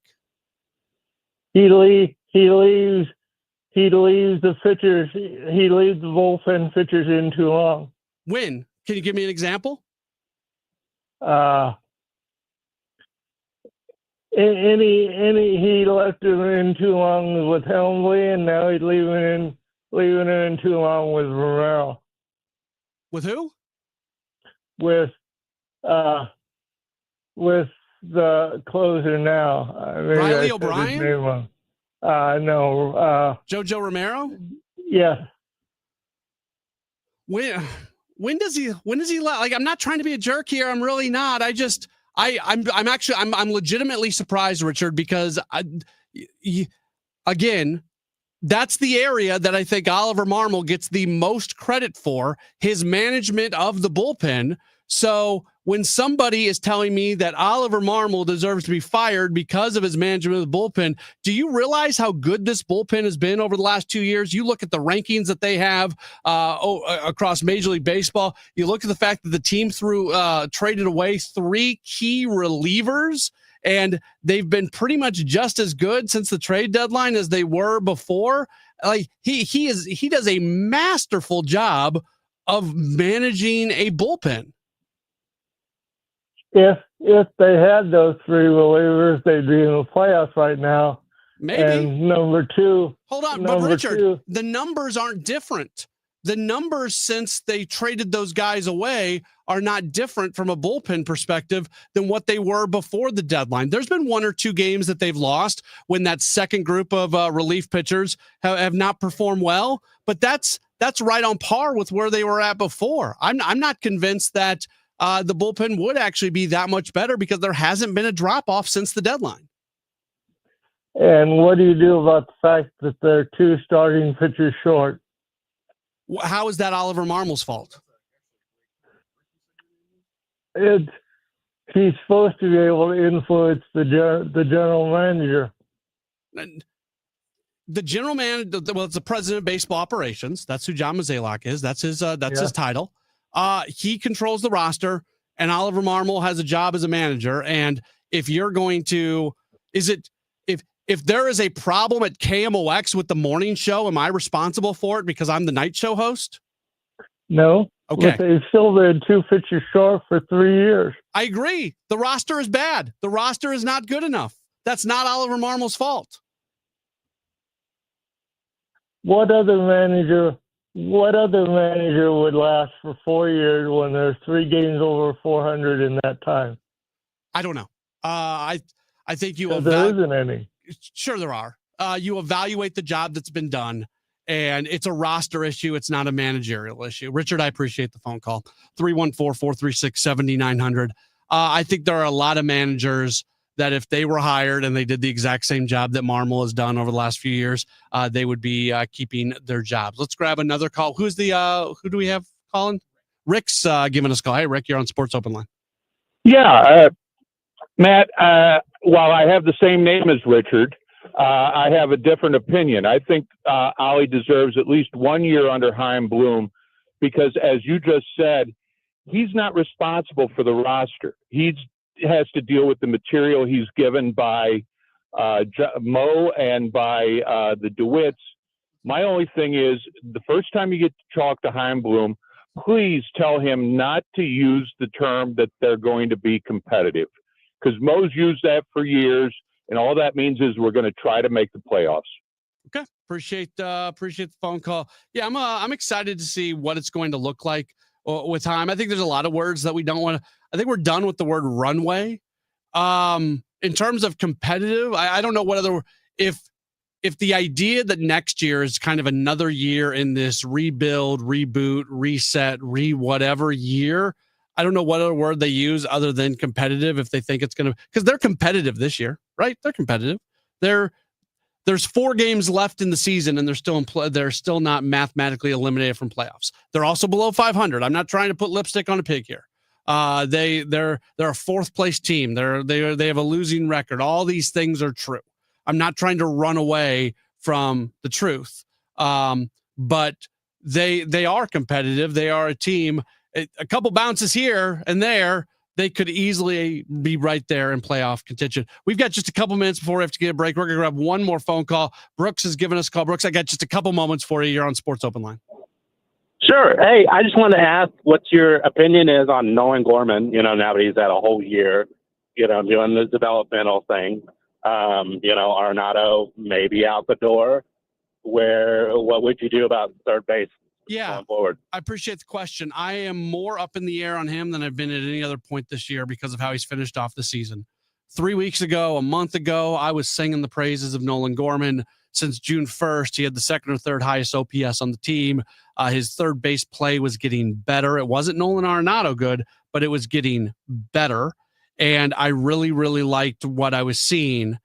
And I've talked about this before. He did so much work on his swing. He fundamentally changed it. So he took his bat speed. He kind of slowed things down to get all the other pieces together. And then he brought that back. And that's what that from June 1st on, I thought that's kind of who Nolan Gorman was going to be. And he's going to be kind of a slightly above average player, a guy with good power. His OPS was going to be well into the 700s, all of that. And I liked him. And then his September has been terrible. And it brings us back to, okay, is this who Gorman is? That he just cannot be a consistent player. I am still very much enthralled by the idea of having that power bat in the lineup because the Cardinals do not have that much power. I think we're seeing good power from Von Herrera. But when your leading home run hitter this year is going to be around 20 home runs, whether it's Contreras with his 20 and Burleson and Gorman, Burleson and Herrera are now right there behind him. Like, that's not enough. You need more power. You need more home runs. So that's what I love about Gorman. I'm not as all in on him right now as I was a month ago, and I'm disappointed by the way he has finished out his season. I've said this before. I think it was the most important season of his career because it helped shape the Cardinals on what direction they want to go and if they want to hand the third base job to him. And in this so important moment of his career, he just hasn't hit at all. All right, we will take a break and we'll come back and we'll wrap up the program. Again, we've got Cardinals baseball tonight. We've got coverage beginning in about 12 minutes. So we got a few things to get to before we can do that. 314-436-7900 if you want to text in here. We probably don't have time for any more phone calls, but we'll see if we can get maybe a text in before the night is over. It's Graybar Sports Open Line on KMOX. Life insurance. Why are you putting it off? Can't afford it? Too much hassle? Think you don't need it? There's lots of excuses for putting off life insurance. But if you weren't there, who would pay the mortgage and other bills? With Ethos, you could be covered in 10 minutes and boom, family protected. Ethos, fast and easy online term life insurance. Up to $2 million in coverage with no medical exam. Some policies as low as $1 a day. Answer a few health questions and get your free quote at ethos.com/radio. That's ethos.com/radio. Think back to the holiday season last year. You're surrounded by your family. It's been months since everyone has been together like this. Everyone is talking and catching up, sharing stories and laughing, and your grandson is real quick-witted. He cracks a joke and everyone seems to laugh. But you missed it. How does that make you feel? Do you start to disengage? Do you feel disconnected from the group? I'm Dr. Colleen Bosler, and I don't want this to happen to you this holiday season. Come visit Dr. Adam Voss and me at the Audiology Center for our Here for the Holidays event happening in the month of October. We're offering free hearing screenings, free earwax removals, free consultations, and a $500 coupon towards the latest hearing aids. Call us today to make an appointment for this special event through the month of October. 636-441-7470, or visit us online at theaudiologycenterstl.com. Hey, just check the mail. We've been invited to a seminar and dinner is free. It's gonna be chicken, and it'll taste like Play-Doh. Don't be fooled. All seminars are not the same. For example, Steve All, an investment advisor representative and founder of the All Financial Group, will be hosting his Taxes and Retirement Seminar at Bishop's Post, October 7th and 9th. From the big beautiful bill to taxes on your Social Security, Steve will not only cover the hurdles you'll face in retirement, but ways to keep more money in your pocket and less in Uncle Sam's. This is a complimentary event, but seating is limited, so reserve your seat today. Call 636-230-8824 or online at yourmoneymattersstl.com. You know, hon, I've always been interested in us buying a timeshare. I'd rather eat Play-Doh. Investment advisory products and services made available through Impact Partnership Wealth, LLC IPW, or registered investment advisor. Neither the firm nor its agents or representatives may give tax or legal advice. Individuals should consult with a qualified professional for guidance before making any purchasing decision. It's Tom Ackerman for Innsbrook. Just the beautiful homes at Innsbrook. The new Sonnenhaus houses are available this year. The newest style of living, combining the modern exterior of a treehouse with cozy interior elements of a cottage into one convenient and comfortable residence that can transition from a vacation home to a permanent residence. And it's so close to St. Louis, just a half hour from Chesterfield, an hour from downtown. Innsbrook-resort.com. My house has a new glow. I love my windows. Universal Windows Direct. Hey guys, Glover here. Right now, buy 2 windows and get 2 free from Universal Windows Direct. No interest for 3 whole years. Call 314-334-2522. Like me, you'll be saying, I love my windows. I love my windows. They've got that brand new home effect. Universal Windows Direct. It's never too early to start thinking about your retirement journey, and it's never too late either. You just need to know that the steps may look a little different. Listen to Wealth and Wisdom with Gary Goldberg, Saturday mornings at 7 here on KMOX. Join Mark Patrick seminars and lose the weight or stop smoking guaranteed. That's right, weight loss seminar at the Marriott St. Louis West in St. Louis at 11 a.m. Registration 10:30 a.m. Stop smoking seminar 2 p.m. Registration 1:30 p.m. Welcome back to the Gray Bar Sports Open Line. Once again, Matt Pauley on KMOX. Just a couple minutes left here on the program. We're out of here at 7:45. Don't go far, though, because 5 minutes later at 7:50, we will officially be underway with Cardinals Radio Network coverage of the Cardinals and the Giants. Cardinals looking for a series sweep. They win tonight. They go into Chicago for the weekend. If they can keep winning some games, maybe they finish out the year with a winning record. Maybe they finish out the year with a 500 record. I'm not going to have thoughts of grandeur that the Mets and the Reds and the Diamondbacks never win a game the rest of the way and something happens there. But the Cardinals control their own destiny in terms of still being able to avoid being under 500. It's heavy lifting, tough hill to climb, whatever stupid sports broadcaster cliche you want to use. It is that for them being that way, and it's the position they have put themselves in.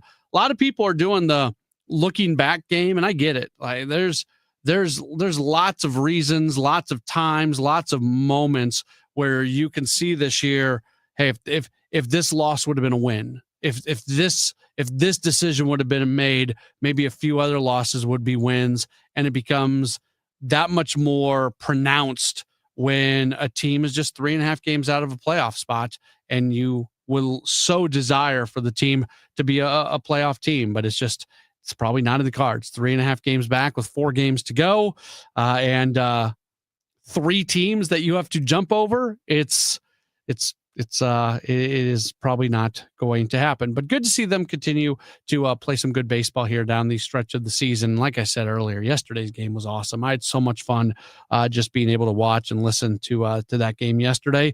And I don't know how many more of those there's going to be. You always get a handful of really special performances, special wins during the year. The Cardinals have had a few of them. About half of the Cardinals wins are come from behind wins. Now, not all come from behind wins are created equal. If you're down 1-0 going to the bottom of the first inning, and then you score a bunch of runs, that you were down, so you're coming from behind, but that does not feel the same way that that yesterday's win feels. So yeah, we'll see. Cardinals tonight send Sonny Gray to the mound as he is going to make his final start of the season.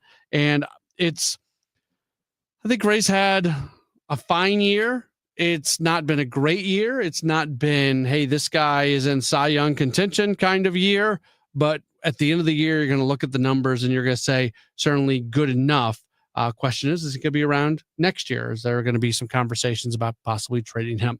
We've got coverage of Cardinals baseball, Cardinals and Giants from San Francisco. Our coverage begins at 5 minutes right here on your home for the Cardinals, 104.1 FM KMOX.